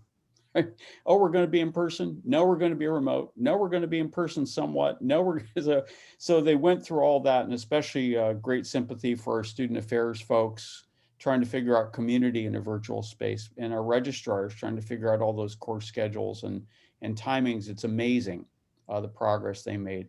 I just thank you, panelists. This has been a great discussion. It's been a great 5 years. I mean, just an amazing process to work with you and get to know all of you a little bit better through this process, but also the collaboration between our organizations has been amazing. And just, I've learned so much by collaborating with NILOA and NASPA about the work that they do, and it's really enriched my own practice. And so thank you so much for that. Want to turn things over now. I'm going to share my screen again. And we are going to start our great experiment here of getting into our breakout rooms. So let's, I'm going to give you a little primer here on this, and then we are going to cross our fingers that technology smiles on us today and everything goes just swimmingly. So again, there are 3 20-minute repeating sessions in the next hour. When you go to a room, and it'll have the institutional name on that room that you go to, that institution is going to be in that room for the whole hour, and they will do 3 back-to-back 20-minute presentations. You, the audience, will move from room to room, and so you can hear from and engage with different institutions today. So as we break for this, you'll select your first room. And in about 20 minutes, you want to move to your next one, and then again to a final one after that. At 1 p.m. Eastern time, all the breakout rooms will close and you'll be swept back in to this main room. So don't worry about that. But if you do need help, if something happens, you need help, all you need to do is look for the leave the room, not leave the meeting, but leave the room, and you will pop back into a general area where we have people ready to help you today. So I'm going to show you just a brief look at our Group A colleges today that we have. These are the institutions who are presenting today. And so you'll have the chance in just a moment to be able to select a room to go to start. But please remember, of course, that you may want to move around and see some different institutions. Also, these same institutions will be presenting tomorrow at noon. So what you can't see today, you may try and be able to get to tomorrow. So given that, I will stop sharing my screen and I will turn this over to Mike Sisson.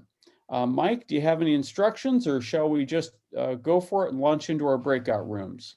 Well, thanks, Tom. As you said, it is a great experiment with this number of people. So ideally, if you joined from the app per the email this morning, you'll be able to choose the room when I open these up, and you can, all the breakout rooms are labeled according to the the presentations that will be happening therein. Ideally, you'll be able to leave room via a blue button on the bottom right-hand corner of your screen when you're in there. And I'll make sure I send messages to each room saying when, 10 minutes is left, 5 minutes is left, and so on and so forth. And ideally, you'll be able to jump to another room without any intervention from me. However, if it is a widespread problem, probably the quickest solution will be for me to close the rooms and then reopen them so that everyone can self-select again. In that case, the presenters would go back into their room and the participants would join a new room.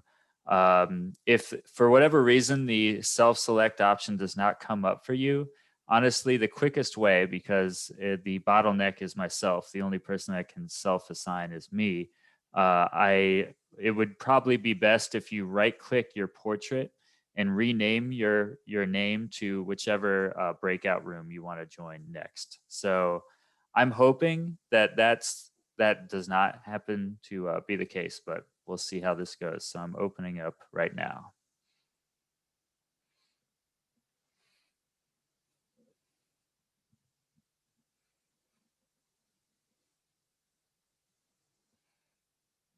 And again, if you don't have the option of joining a room right now,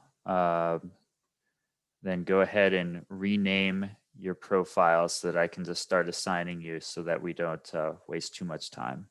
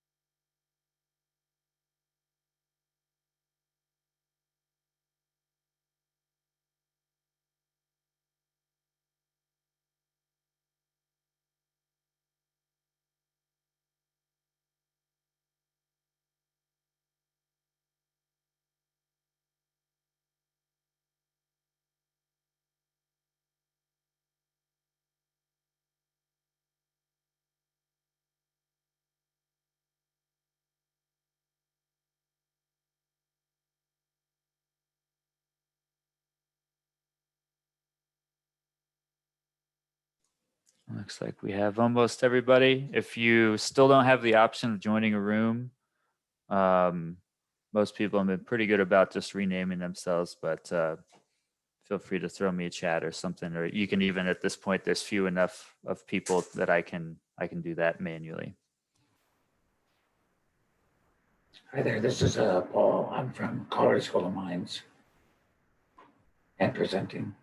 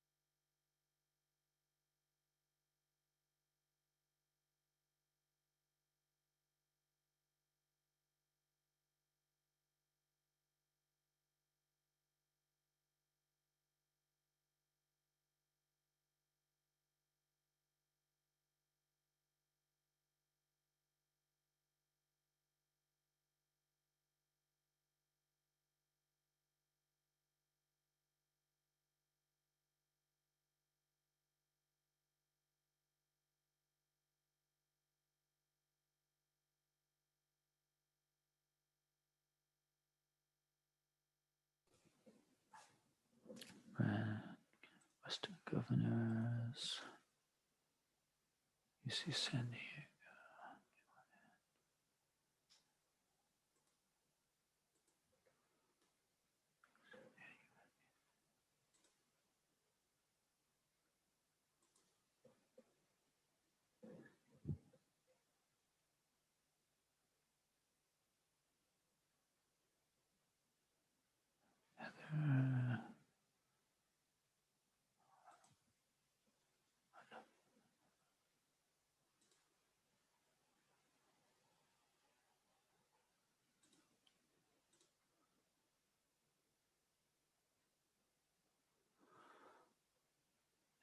and on to all state.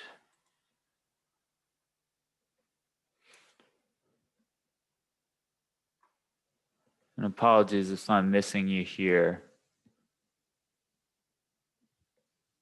Just,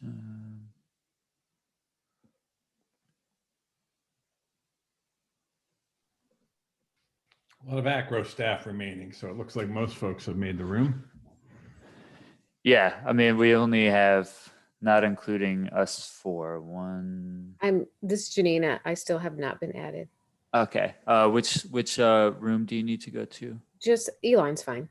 Elon, okay.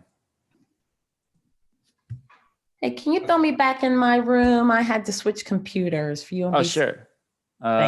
You were in which room? University of Maryland, Baltimore County. Sure. Thanks. Did you put me in Elon's room? Sure, Thomas, yeah. Thank you. Thought I had clicked Ball State, but it didn't seem to work. Oh, I see you there. I'll put you in Thank there. No problem.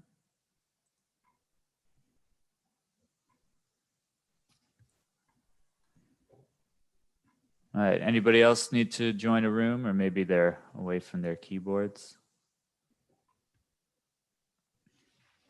What about, I think Travis just popped back in here. I'm not sure.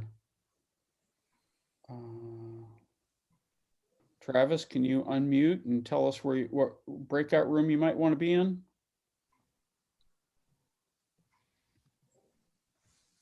Oh, Looks like he just did it. Yeah. Okay. So just from my end, I didn't see the breakout room option come up, but me neither. Mine just came up, as in somebody popped me into Elon. I left it. I want to go into Western Governors, and now the option appears at the bottom of my screen, kind of next to chat. Mm-hmm. And it does it say join breakout room? Now it does, but before that option was not there. I think you popped me, Mike, into Yeah. Elon. You renamed yourself, I think, to Elon and WGU, so I put you in Elon first. Yeah. And now it's here. Now that I've left that room, because they got started just fine. Just FYI to you guys. Yeah, like I said, it is the great experiment here. What I'm curious really well, about Mike. is when we reach that 20-minute mark. yeah, that's what I was thinking. When people leave, if it's widespread enough that they cannot join a room, then I think, like I said in the beginning, I'll have to close the rooms and then restart this process, basically. So one of the things that I was seeing in the chat was that people were getting knocked out of the meeting, and I'm not sure and this was before the breakout room. So yeah, I'm not sure if there's something going on with our Zoom thing here, but also that I think some people, instead of saying leave the room, they're leaving the meeting and coming back. Now I see a different thing happening now. Yeah, I did try to clarify when they're in the breakout session that it'll say leave room and it'll be blue rather than red. So hopefully that's the case. Hi, Jordan. I want to be added to the UNT room. Sure. Thank you. No problem. Why is it not showing? Great. So Mike, when you say rename, just right click on my name and the participants. I'm just trying to see how that works. UNT. You can also click on the ... in the top right-hand corner of your picture and just click rename. Yeah. I find it easier to right click your portrait. That makes it's pretty quick, but yeah, you can do the ... as well to rename yourself. And then Mike, do you want to pause the recording while we're in the breakout sessions here? Oh yeah, sure. Was that it's all students who have a Master's of Business Administration program, because the MBA program had moved to that type of model. And so, at that point, it became really interesting because it sort of not only defined our scope, but it taught us a lot about the curriculum management and the foundational structure that we needed within our curriculum to even support a digital record like this. When it comes down to it, a CLR is really all about the data that transfers from your institution into a digital record so that it can be sort of interpreted by others who you want to share it with. And so we had a lot of work to do around kind of, understanding the work that flows in from our learning management system into our data warehouse and how we were going to render that into our CLR. So I think kind of, it's a huge learning process. But since we were doing everything from a classroom, it really did sort of lend itself to, not only defining our scope, but just figuring out like, what can we do? Where can we start? I love that point. And I love that as an assessment person, I think it's really important in the CLR work that we start thinking about the process flow of where does our learning data go? We're really good at having an understanding of where certain types of data on our students live and how they move and how they flow. But that piece about do we have these in ways that our competencies are real and meaningful? Do our learning outcomes really reflect our educational design? And where does that data live and where does it go? Are huge parts to think about where do we choose to engage? What does readiness mean? And how do we help get to those sort of quick proof points to get moving in that direction? So thank you so much for sharing that perspective. Lori, I would love to turn to you next to share about how your institution's CLR focuses on learning outcomes and goes through that process. Okay, well, thank you. And can you see this slide? Yes, ma'am. Okay, so great. So I'm a visual learner, so I figured I'll talk and show at the same time. So Lori Dodge, I'm Vice Provost, Vice Chancellor at Brandman University, which is a private not-for-profit institution serving adult students.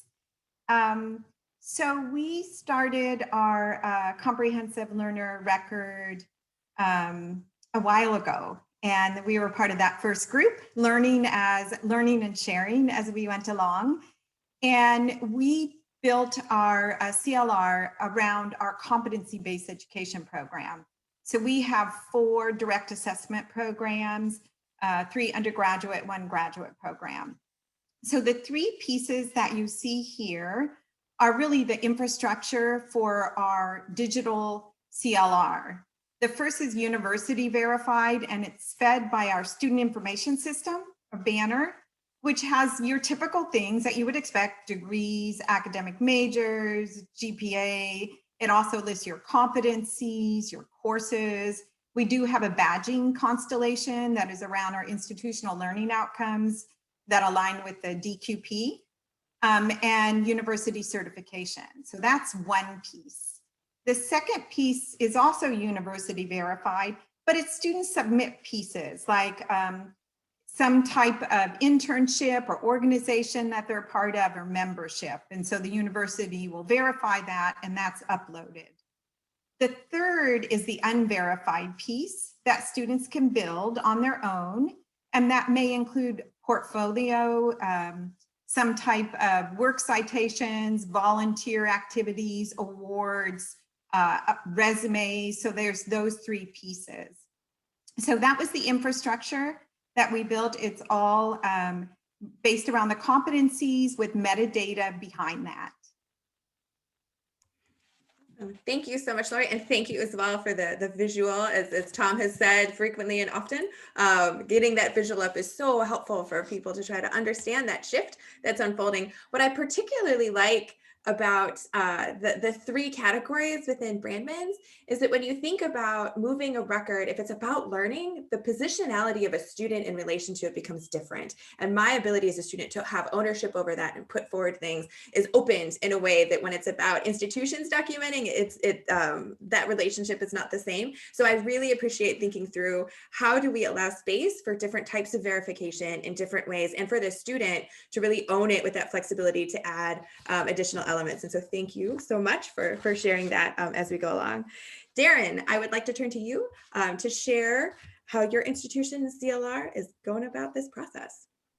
Thank you. I'm Darren Hobbs, the Director of Academic Records and Credentials at Western Governors. And we are using the Open Badges standard, quite frankly, to represent the assertions that we make on behalf of our students' learning.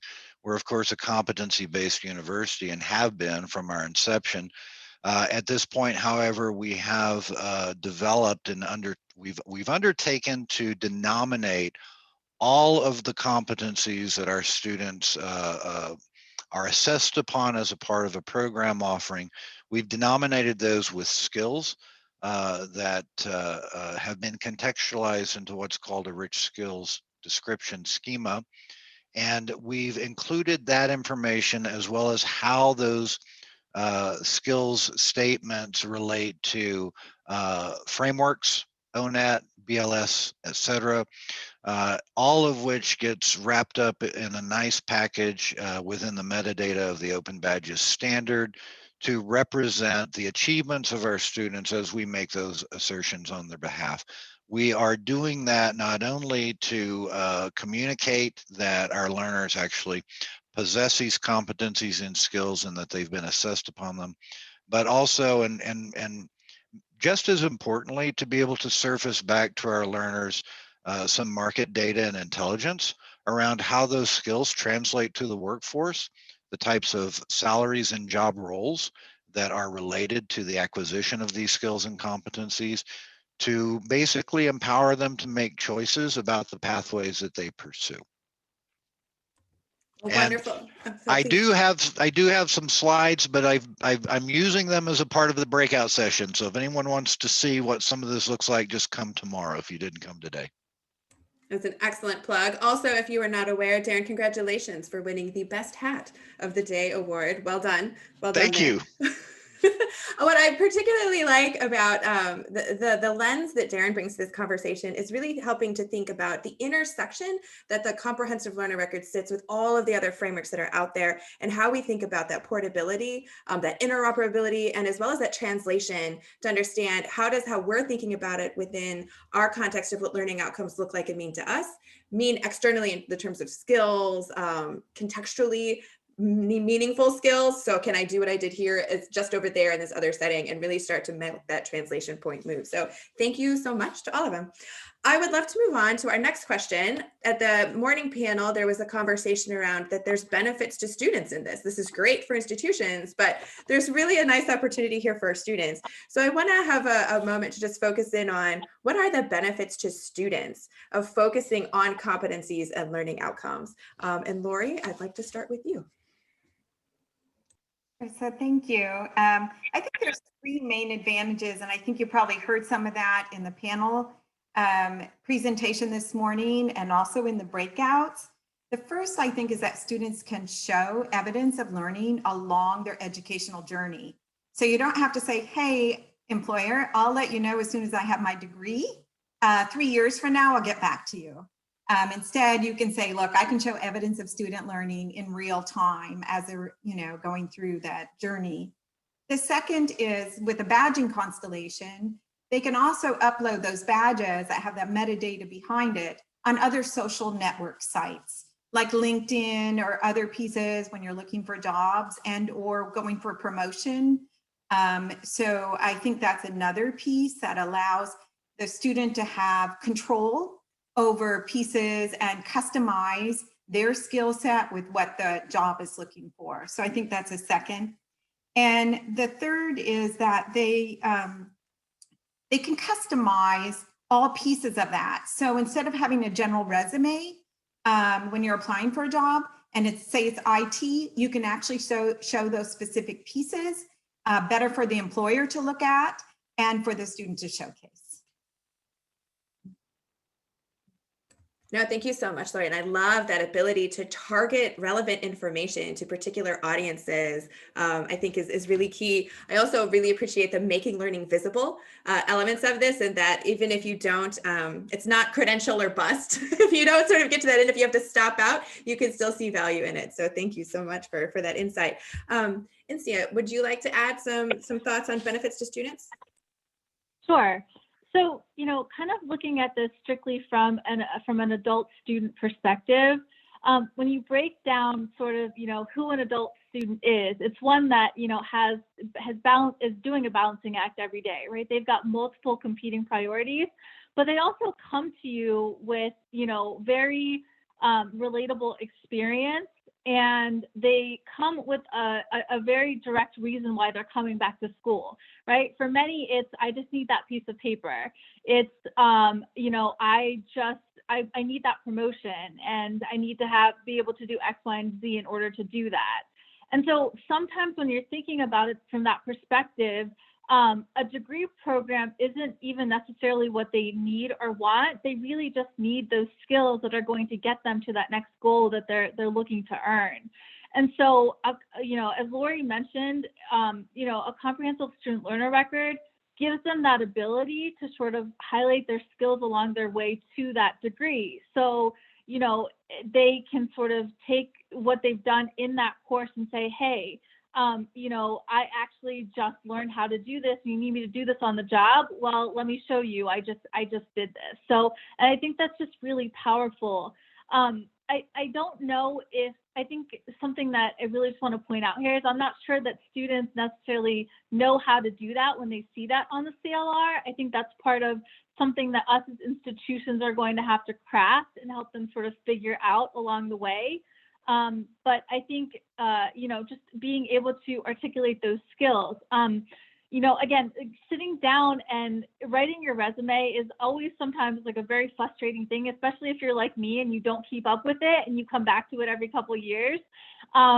So they can actually pull direct words off of the CLR to use right into their resume, right? And so it not only serves as a nice reminder of everything that you've done, but you can use that direct language right into your document. And if as a school, when you're developing your CLR, if you keep in mind that you need to use language in your learning outcomes that also speaks to employers and is not just internal speak, right, in terms of what you do, then it's just kind of a natural fit.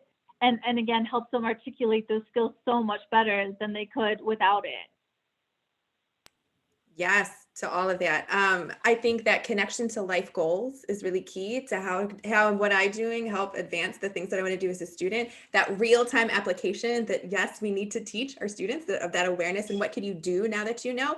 But I also like the benefit to employers that's implicit within that, where if I'm a student who is not self-selecting out of a talent pool because I do not think I have the skills, because I was not thinking about that experience or that demonstration in that way. And you've given me language to say, you have this skill. These are things you can do. You should be part of this collection and group. I can actually find a source of talent or a talent pool as an employer that I might not have before. So yes, to all of that. Darren, love to add your thoughts to this conversation. So I have to echo what my colleagues said. It's really about empowering learners to understand, communicate, and assert their unique skills and talent brand in a constantly changing marketplace of opportunity. That's what I love about this new direction of records. I also think it's important to provide them the insights as to where the market is shifting. And this allows us to do that. One of the things that I will say that I accomplished my personal and professional goal is when a learner can see as they start to make their achievements, accrue their skills, that the pathway of opportunity ahead of them, not just academic pathways of opportunity, but employment pathways of opportunity, starts to unfold in front of them, and it lifts that veil of limited knowledge to my friends, my family, my local community, that there's opportunities well beyond the horizon goes forever. That's the dream that we're chasing. I want learners to understand the richness of the talent that they possess, the value of the skills that they possess, and the almost limitless capacity that they have as skilled, talented individuals. Well, amen to that, Darren. And while you're on this beautiful speech of benefits, I would love to hear your thoughts on benefits to faculty and those that are helping students and lifting them up along the learning journey path. Sure. So part of what we've discovered in our participation in the various learning and employment record pilots, at least in one of them, is that the intelligence that we can deliver to students about what the market is communicating, we can also deliver to our faculty. And this allows the faculty to see the relevancy of the material the relevancy of the competencies that our program design and development teams are creating. They can be guided by market data. They can adjust and adapt to market data. And in one of our demo pieces, if you will, we tell a story of a learner, Maria, that just earned an achievement at Western Governors. And although she had set her academic goal to be A, now academic goals B and C popped up, and related employment, for which some other collateral that she brought in better aligns to. And had she thought about this, her program faculty was notified of that intelligence at the same time in order to engage in a rich conversation around, let's talk about your future. What do you want to be when you grow up? Have you considered this? I believe that's the benefit to faculty. No, I think those conversations around learning are beautiful things to have in any setting. Lori, I'd love to invite you to add any comments that you might have on benefits for faculty, but also add benefits for employers to the mix. Sure. So I'll start with employers, and you've been hearing that a lot about employers looking for something other than a traditional transcript, where you went, what your degree was, and your GPA and courses and grades. So I go back to the very beginning of the CLR work, thinking, you know, teaching and learning has changed significantly in higher ed, but the transcript looks like when I went to school. So it doesn't, you know, so I think, you know, that record has to change and is changing. So, but for employers, it's not just the customized piece that I talked about. So you can customize with CLR, like whether it's IT, communication, public relations, you know, showcase those through your CLR. But it's also, I think, an important piece of this is when you're building your CLR and you're building your competencies, and I know I'm preaching to the choir, but your employers are around the table in the beginning. You can't assume what employers want and need without having them help build that. So you're going to get buy-in from employers at the end of the game if you have them in the beginning. And so for those just starting out, I strongly urge to say, yeah, so if we have a student, Darren, like you said, you know, if they have a specific skill and we have a student going through the BBA program, they're going to showcase their business plan. Look, I have a business plan. I want to show you what I have here because I know you're looking for that in the job. For faculty, because competency is outcome-based, I think that the benefit with the CLR is really showing the depth and breadth of student learning and evidence of that learning in digital format. So I think it really continues to hone in the teaching and learning towards those outcomes. Wonderful, love it. And I think having more nuanced information around learning can really help faculty members as they're thinking through, what do I need to change to get our students in ways to advance towards that learning. And Sia, I'd love to invite you to comment on faculty and employer benefits, but particularly add to it the mix of graduate schools and what the benefits might be for those. So I think it comes back, the value of a CLR to graduate education comes back to the reasons why somebody is pursuing a graduate degree, right? I think it goes back to they've identified a very specific thing that they want to do or a very specific reason for embracing and kind of developing their education through graduate work.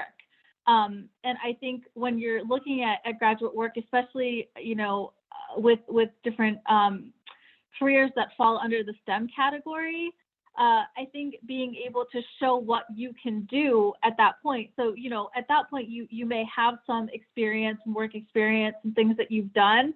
And the graduate education helps you kind of pinpoint and sort of hone in and refine those skills. So by being able to deliver that and show that on a CLR, I think that's really powerful. I think also when you kind of flip it and you look back at sort of what does that teach institutions, it's that, you know, I think students will go for graduate education because that's what we have available today. That's what they know. But it really gets us to look internally in terms of a lot of these micro credentials and things that, you know, could be considered, you know, post post-bac work that eventually gets the students to where they need to go and help them meet their goals. And I think that those are the conversations that we really need to start having at our institutions, is how do we fill that need for students that they're currently serving by going on to getting a graduate degree beyond their bachelor's. Because I think ultimately that's going to serve the purpose. And I think the CLR fits into that larger conversation. No, I love it. It makes me want to ask another question that I will not because of time. So you can calm down, Tom. I will just say that while COVID has slowed down some of the CLR development and efforts, I think this conversation that I'm hearing on these benefits really elevates to me the importance of CLR in a time of a pandemic, and really thinking about how can we draw attention to those things that matter, so I can filter some of the noise as a learner for things that are going on and really hone in on that learning and those pieces. And so thank you so much for sharing all those perspectives on benefits. What I will wrap us up with, though, is advice. So as you think about others that might be starting on this path, those that are on it and maybe stalling, what advice would you have for those engaging in CLR development? And Lori, we'll go ahead and start with you. So I would say the most important piece that we learned was really to have that whole community as part of building that. So that includes your faculty, your students, administration, especially your IT folks will be your best friends because they need to help through this whole journey. Advisors, career services. So start with a large community in building because you're going to need all of those pieces. It takes a village to get there. I love it. Darren, any advice that you have? Keep the student front and center the whole time. This is their story. It's their journey. We're here to help them tell it. That's my advice. It's about the student. Yes, to that. And Sia, advice. I would just say if you're looking for a starting point, how to jump into this, just, figure out who your students are and what a CLR will mean to them. And I think the rest of it then will fall into place. Because at that point, what you should put on the record, how you should communicate the record, it all sort of comes together when you know that your students can use it in certain ways. Agreed. And it also sounds like I hear a thread throughout this about clear purpose that you can communicate about why this has value to us as an educational institution and our culture here at our particular institution space. So thank you so much to the panelists for sharing all your insight. Clearly, those that are on this call, these are some great leaders that you can ask other questions to throughout the time. But thank you so much for being a part of this, and I'll turn this back over to Tom. Thank you, Dr. Jankowski. Thank you, panel. Wonderful work there. Really exciting to hear all of that. And there was great chat going on as well. I think everyone kind of enjoyed engaging in this kind of dual conversation, which is one of the great benefits of Zoom, that you can have this a live conversation face-to-face, but you can also have this conversation that goes on in the chat. And it's really fun to do that. So we have come to a break. So I wanted to give everyone the chance to get up and stretch and move around a little bit, or refill that water glass, maybe grab something to nosh on for the next part of this. But I will tell you that we have something now that we're so excited to present. We have also evolved with our technology, and we have some video reflections that we've collected as part of the project from some of our practitioners. And so I'm going to stop sharing my screen, and I'm going to let Mike Sisson share his, and we're going to be able to see some of these video reflections. And we encourage all our practitioners, if you haven't yet, jump in here and do this. But we'll see everyone back here at 1:45 p.m. Eastern Time, ready to go for our next session. Thank you so much.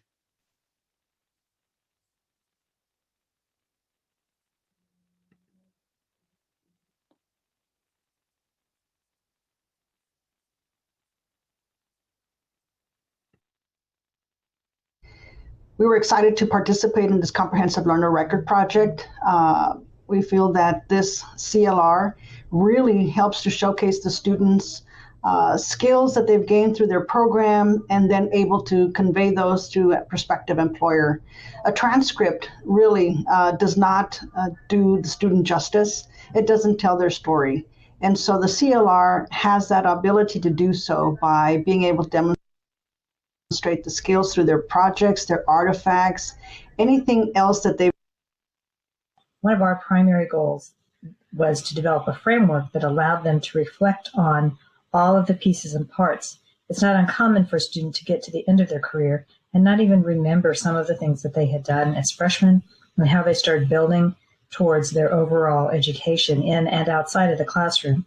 So we tied all of the various frameworks on campus that are used, mapped them to one main framework. So no matter what area the student specializes in, or whether they were an athlete, or they were a student leader on campus, or both, perhaps they held jobs, that they can tie those experiences that we've documented for them together and realize that they have been learning things like leadership skills and communication skills.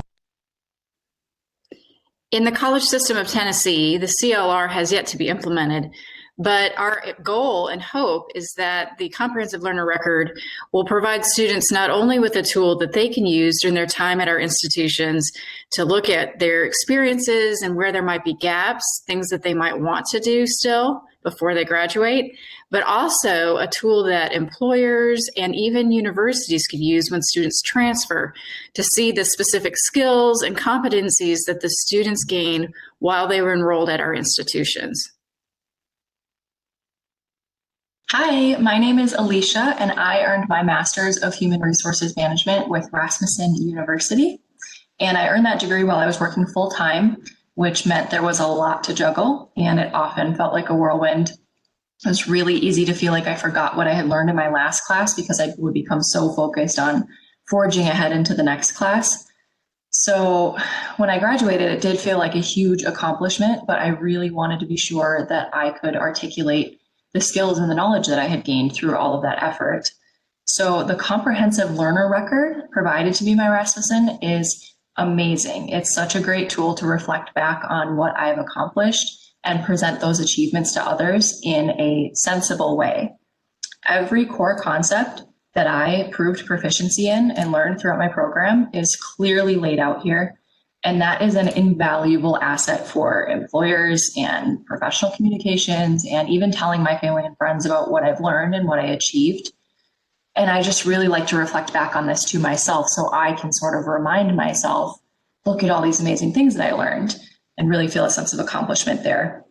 So as I move forward in life, I really am going to use this tool to help me confidently speak to what earning my master's degree really means and how exactly I'm better for it.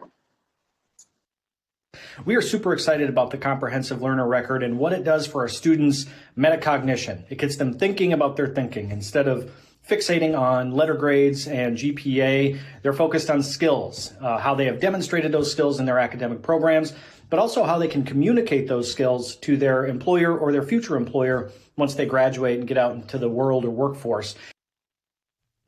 On behalf of the College System of Tennessee, I want to thank ACRO for their support in bringing professional development to our faculty and staff across the state of Tennessee as we began thinking about building a comprehensive learner record for all of our students and at all of our institutions across the state. It is no doubt without their support, we would not have been able to get this far in our project. And so I want to personally thank Tom Green and all of the staff at ACRO, as well as the support that we received through NASPA and the Lumina Foundation in helping us to think through how to build a comprehensive learner record.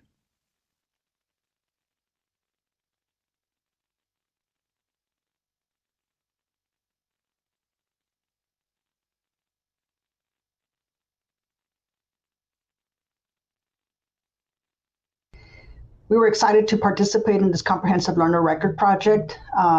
We feel that this CLR really helps to showcase the students' skills that they've gained through their program and then able to convey those to a prospective employer. A transcript really does not do the student justice. It doesn't tell their story. And so the CLR. All right, we are ready to pop back and get back to it. Yep. Yeah, the breakout rooms are closed, so everyone should be back in. Wonderful. Welcome back, everyone, from the afternoon breakouts for the showcase. I was really pleased. I had a little bit more of a chance this afternoon to really pop in and out of several and saw some really good discussions, some great presentations going on. So thanks to everybody today who was presenting and sharing. We will send out a note afterwards. We had some requests if we could share copies of your presentations. So those of you who were presenting today and sharing things, if you can send those to Michelle, Sandlin, and me, we'll find a good place for them and we'll make sure they are available to everyone who attended the showcase today, as well as all the slides you're seeing here in our general session. So I want to get our next panel going here, and I'm going to call it two Jeffs and a Mark.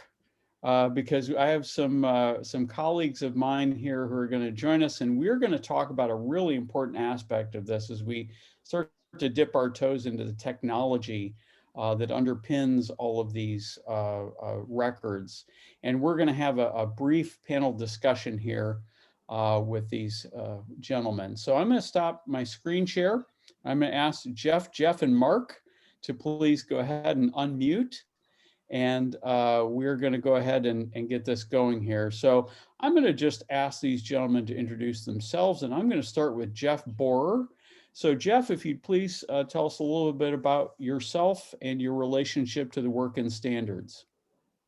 Yeah, hi everyone. Thanks, Tom. It's great to be back participating in the showcase again this year. I've learned so much and really appreciate getting insights into your campus projects.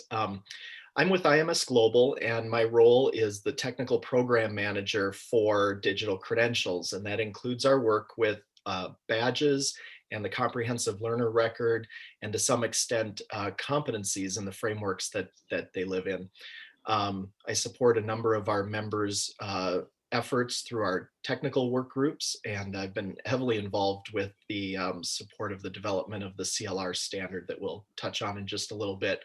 Have a background in higher ed academic technology, and so it's a pleasure connecting with those of you from campuses in events like this. Thank you, Jeff B. I'm going to ask Jeff G if he'd unmute and introduce himself. Nice to see you, Jeff Gran. Yeah, thanks, Tom. Hi, everyone. Glad to be with you. My name's Jeff Gran. I have been working the last 3 years at a nonprofit called Credential Engine, and I serve as their credential solutions lead. I've been involved in data standards, schema development with that group. And then before this role at Credential Engine, used to volunteer my time with IMS Global, and had co-chaired the Competency Academic Standards Exchange specification, and then also what used to be called the Extended Transcript, but is now the CLR. So glad to full circle that way. Great, thank you, Jeff. Mark McConaughey, are you there? I am. I hope you can see me. Yes, I can. I hope you don't mistake me for Brad Pitt. That it comes up often, and I know for those of you who know me that it wouldn't be right if I didn't say something about it. Anyway, I'm the Associate Vice Provost and Registrar at Indiana University. I really have a connection in 3 ways to this specific work.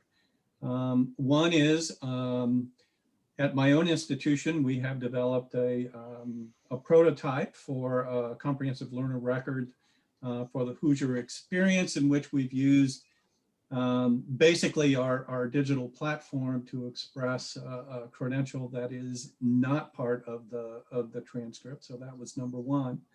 Number two, I was with Tom in 2015 when the extended transcript initiative began at the Acrotech conference, and I've maintained that kind of relationship to that work going on through my period on the board of Acro, and on the board of Acro, basically kept in touch and was somewhat part of my portfolio dealing with the technical aspects of the CLR. And then third, as part of part of the work I've done on the CLR at my own institution, we really started thinking about how data standards would work. And one of the things that we did at IU in our work to exchange information with our CLR fulfiller paradigm, what we did was use the IMS Global CLR standard in order to exchange that information. I'm also now part of, I'm chairing the work group that is taking a look at the implementation guidelines for how to use the IMS CLR standard to do that kind of record exchange. Great, thank you very much. All right, so now that everyone's gotten to know you a little bit better, I'm going to start with the first topic today. And I'm going to ask Jeff Borer to start on this one and then ask Jeff and Mark if they'd like to add to that. So let's just talk generally, very broadly, standards. Why are they important in records? And maybe why specifically might they be important for a CLR? Do you want to start that one off, please, Jeff Borer? Sure. I'll even take it a step back, even one level of detail, and think about standards kind of in our everyday life. Whether we realize it or not, we actually are quite familiar with the benefits of standards and standardization and specifications, from the roads we drive on and the consistent road signs that we follow, to our use of tools like USB connectors and Bluetooth devices. All of those experiences are made much easier and safer and predictable through the underlying role that standards play in the product development. So you know, these standards bring in this like level of quality, consistency, and an easy on-ramp for producers who create products for those of us to use. So in the world of software development, it's the same idea. Open standards are technical specifications that are developed collaboratively, that are available for free adoption and implementation, to be, you know, taken advantage of by the solution providers that work on top of the standards to, you know, provide useful tools. So for institutions, the use of standards is super important because it reduces dependencies on proprietary integrations. Many of you are in offices and worked on projects where changing integrations that have been customized over time is really complex endeavor, expensive.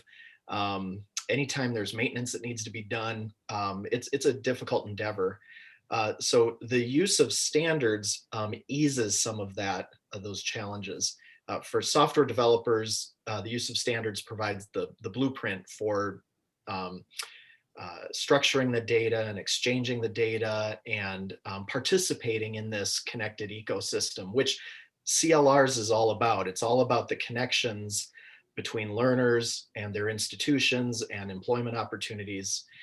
So as Amber kicked off right out of the gates this morning, she mentioned that CLRs enable portability, or the CLR principles are that of portability and student agency in the process. And so the use of the standards really enables portability and interoperability and student agency in the process.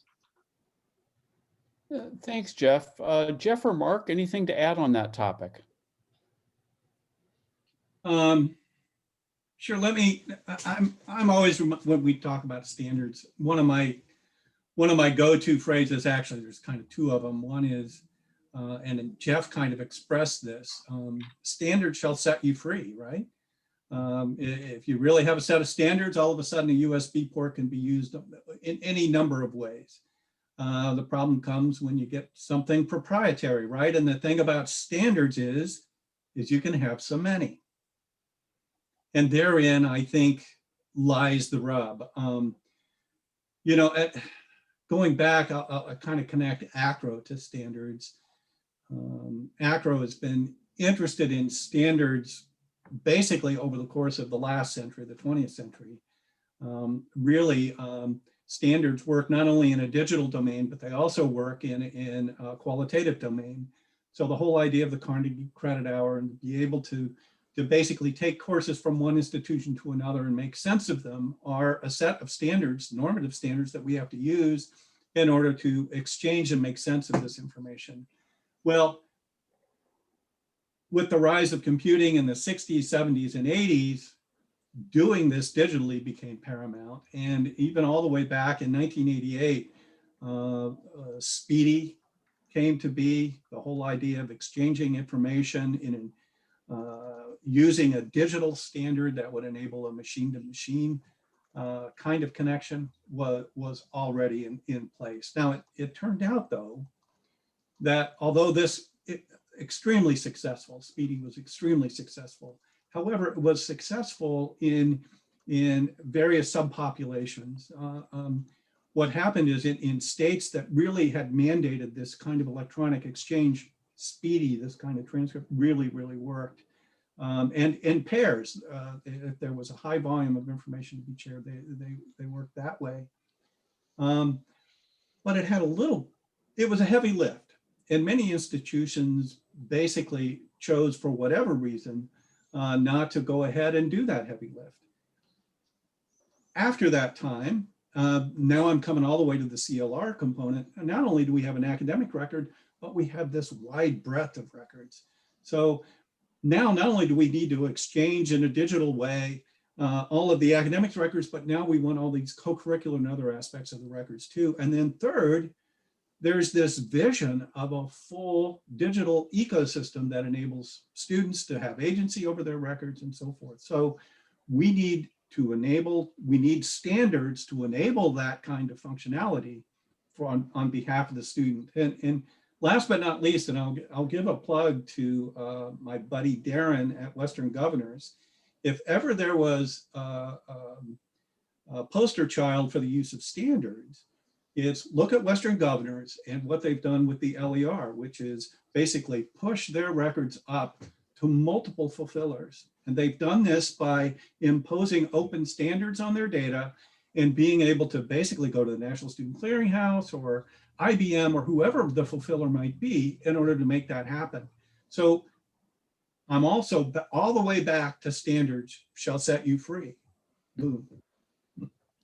Great, thanks, Mark. Jeff, anything you wanted to add on that topic? I think beyond, the only thing we haven't really explicitly said is maybe what Sarah had posted in the comment here around the impact for the student.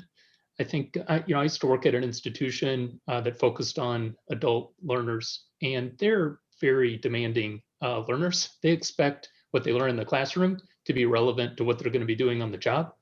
And without the data standards that connect higher ed, post-secondary ed, and employers together around skills and competencies and records, it's very challenging to help establish and connect this ecosystem together. So I think there's a lot of benefits to standards in general.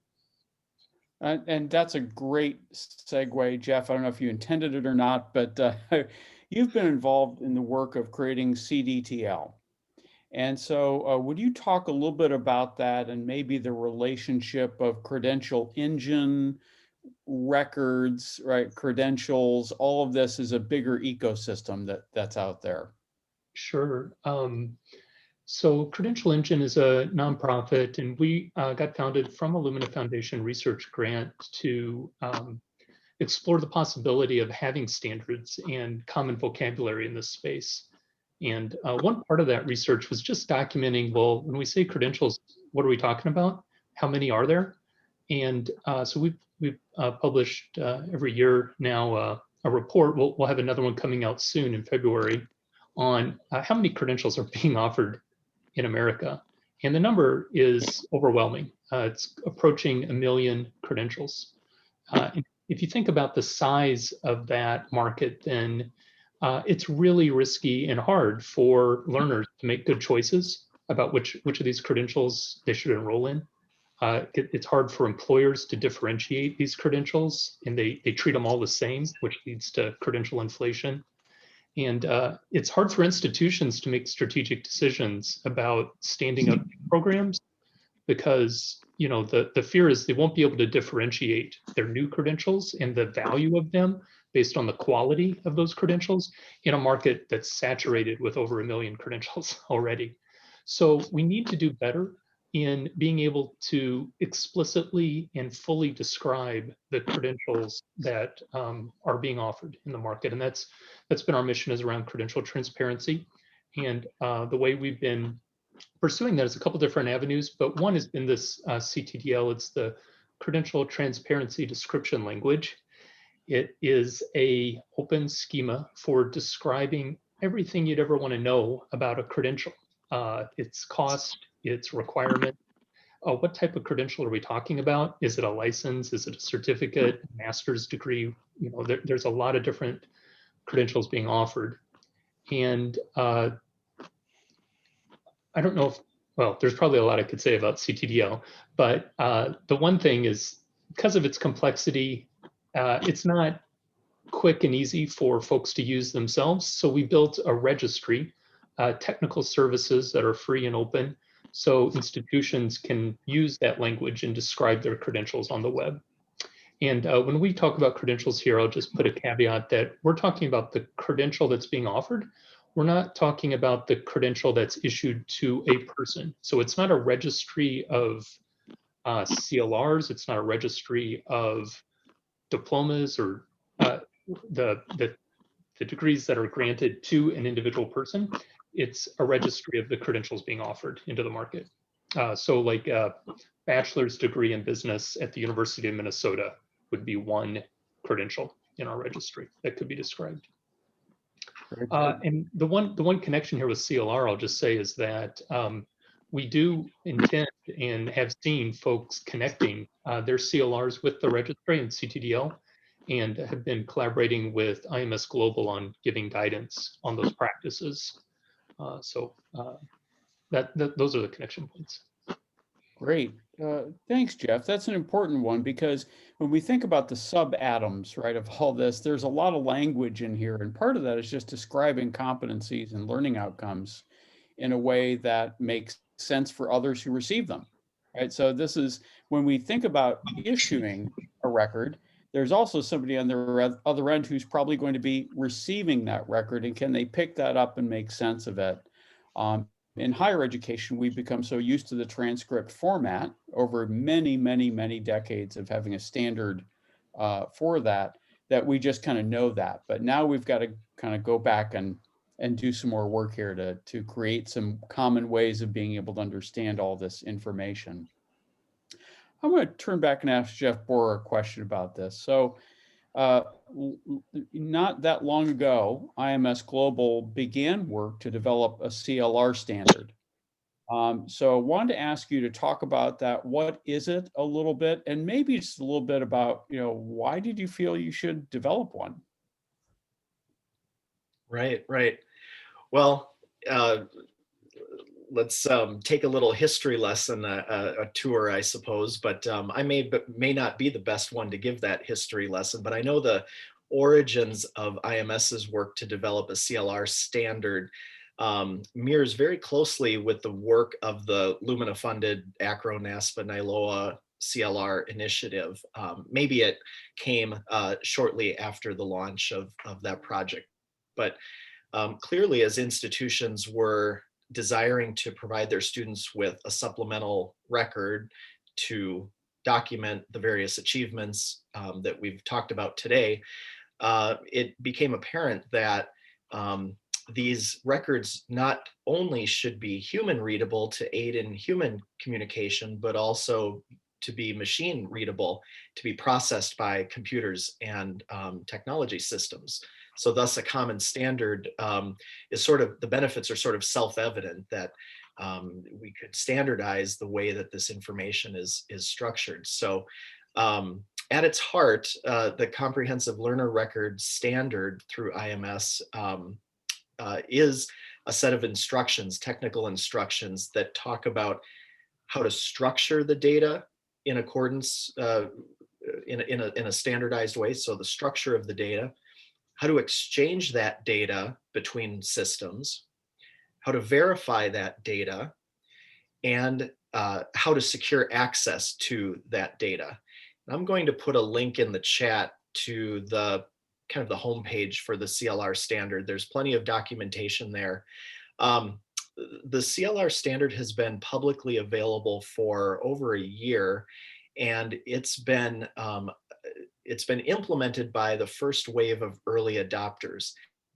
It's in what we call a candidate final status, but it's not going to stay in that stage for very long. In fact, just last week, the technical work group, after years working on this, the technical work group voted to move it out of the work group to the highest technical advisory board at IMS for final approval. So we're very excited to reach that milestone. Many of you on the call have had a role in that in some way over time. So thanks to those of you that have been involved with that. So within a matter of a few weeks, it will be released, we expect, as a final status, which is really the signal that it's extremely stable.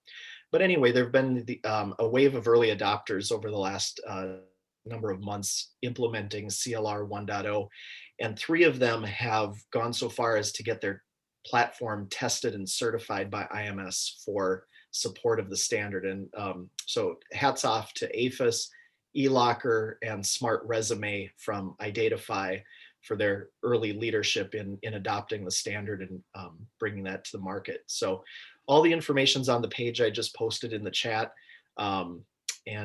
Certainly you can reach out to me if you have further questions than what we can cover on this panel discussion.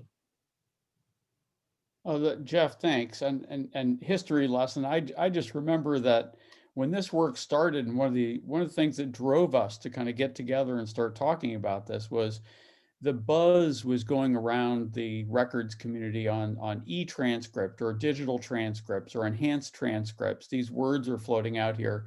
And then people came to ACRO because we have been doing this work of things like Speedy and that, and they said, so what's the standard for it? And I think a number of us were like, maybe we could see one first and take a look.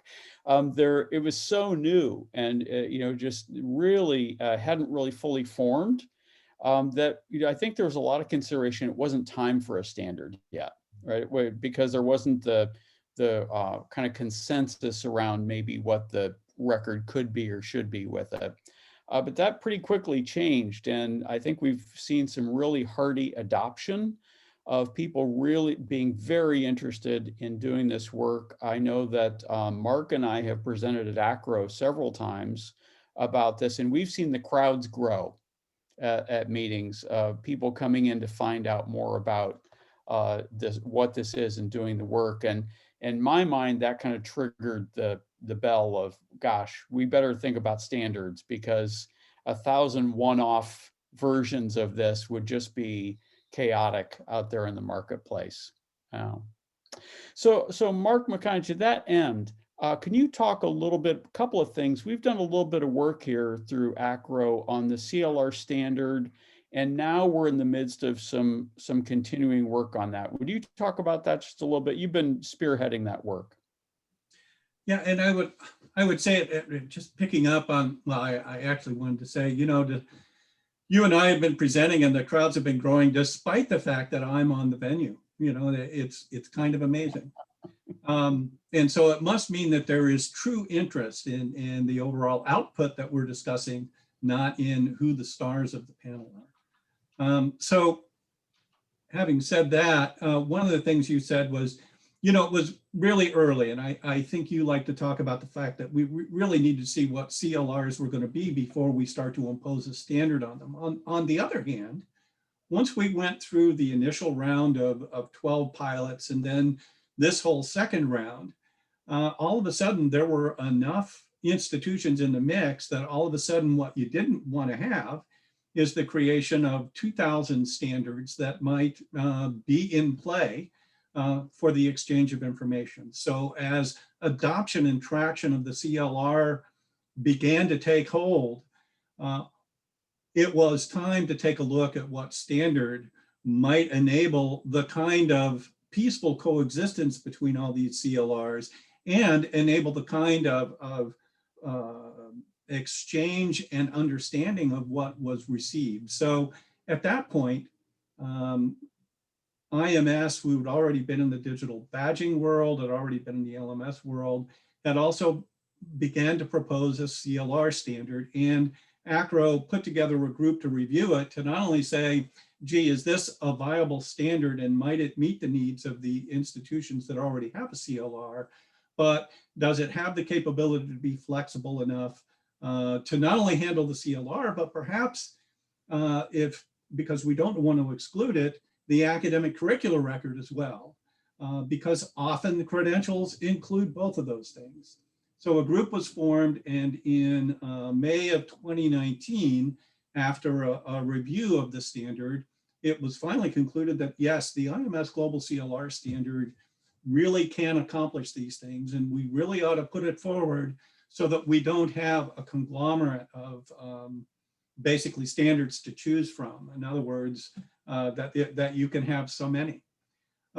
So with that, however, one of the features of the IMS Global CLR standard is that it is ultimately flexible. It really can handle many, many kinds of things. And with that, however, we began to understand that in order to use these effectively, knowing how to at least guide people with how to construct the bits of data and place them into the IMS global constructs would really pay dividends down the line as consumers of that information so that they understood what they were receiving. So we could accomplish a couple of things by putting together a set of guidelines. One, how do we effectively use this? What concepts should we use in order to drive the data into the standard? And third, if you're trying to consume it, here's the kind of things you can expect. This is how we've used these concepts to basically replicate or render that data. So with that, we have a work group that's putting together a set of guidelines for how to implement the IMS global standard. And we hope to have that done by the approximate April of 21 timeframe. Fingers crossed that we will be there for that one. And I think that like any good tool that's really flexible and can accommodate a huge number of different use cases, it also means that how you configure that tool, how you think about those fields, how we commonly use them, it's like a good data dictionary right on any campus that it helps us from getting confused about what anything might mean. I think that really, I'll circle back kind of as we close this up and think about the way that I saw this in the beginning when we came into this. I really thought at some point we'll have a VHS Betamax kind of scenario with this, and one will win out and we'll have the dominant CLR with it. The more I got into it, the more I realized that's not going to happen. But what had to be standard was the data underneath these records, that the actual way it looks and what you put in it is so contextualized to the institutional mission, the way it educates students, its concept of learning, all of those things are very, very different from one to the next. But this data underneath it can be the thing that can join us together and can allow us to really exchange this information. So that's I just want to thank the panelists, Jeff Bohr from IMS Global, Jeff Gran from Credential Engine, who's been such a good partner in this work all along, Mark McConaughey from IU Bloomington, and also who's been such an important player with the ACRO board and ACRO with helping us keep this thing moving forward. Stay tuned for the implementation guide for this coming out later in 2021. All right, thank you, gentlemen. Now I'm going to bring back up my screen here, and we're going to move on to something. This is the last thing, if you will, today. This is the last gathering point for us today. It's a really important one. It's our solutions showcase. I think all of us in this work have realized that having a good technology partner in this is vital. Even the institutions that were so well resourced they could develop their own CLR digital secure documents often went with a partner because they realized that was a much needed way to be able to utilize this and share it with others, if nothing else. And for a lot of institutions, without those resources, they really rely upon these partners to offer them something of a structure, of a process, of a way to utilize their learning data that can make it into a CLR. So we're going to do breakout rooms here. They are scheduled for 30 minutes, but I did want to tell you that they aren't going to necessarily close after just 30 minutes. If people are engaged in conversation, something like that, we'll leave them open a little bit longer today as needed to let you really engage with these folks. All these companies have been involved with the development of CLRs, and we hope that you'll visit at least one, if not more. Also, I will tell you, I worked with all these folks over the course of the project, got to know them. There isn't a kind of latching life insurance salesperson among them. So do feel free if you want to share your contact information and get more information from them afterwards, that these are pretty reputable and folks with a lot of integrity about serving the higher education community. And it's same way you navigated the breakout rooms before is the way you'll navigate them here. Just move from one to the other. If you need help, come back to the main room and we will get you to the next one. Let me show we've got today 6 different choices for you: APHIS, eLocker, Paradigm, Parchment, Randa Solutions, and also Solid, which represents MilGears, and that's the military's version of the CLR. So if you're interested in seeing some information about that, you can stop in with them.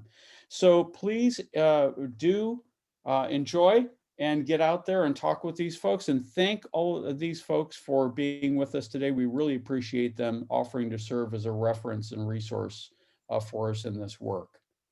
Great, thank you, and we will see you. I will not be back to talk with you again today, but we'll plan to see you again here tomorrow morning at 11 a.m. Eastern time. Thank you. Thanks. And for anybody that wasn't around for any of the previous ones, you should be able to select a breakout room on your own towards the bottom of your Zoom dashboard. But if you're having trouble, feel free to type something in chat or just let me know. Thank you.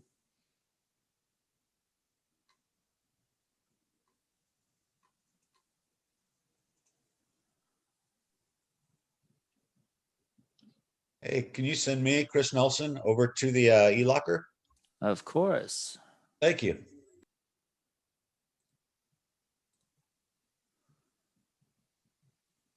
Hey, Mike, can you send Nicole over to Randa Solutions? Sure. Nicole to which one? Randa Solutions? Sure. Can you add me to the AEFIS, please? Sure, that's Emma.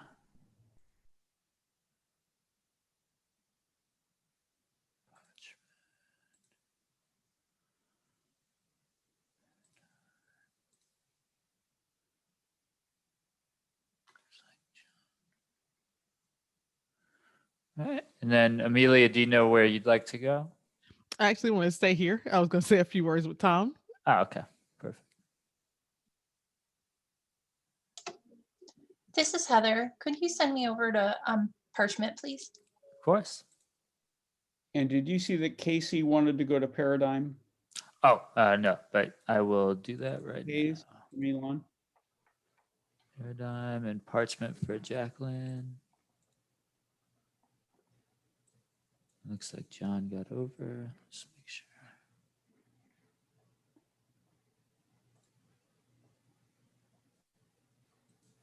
Yeah, looks like we have Jennifer.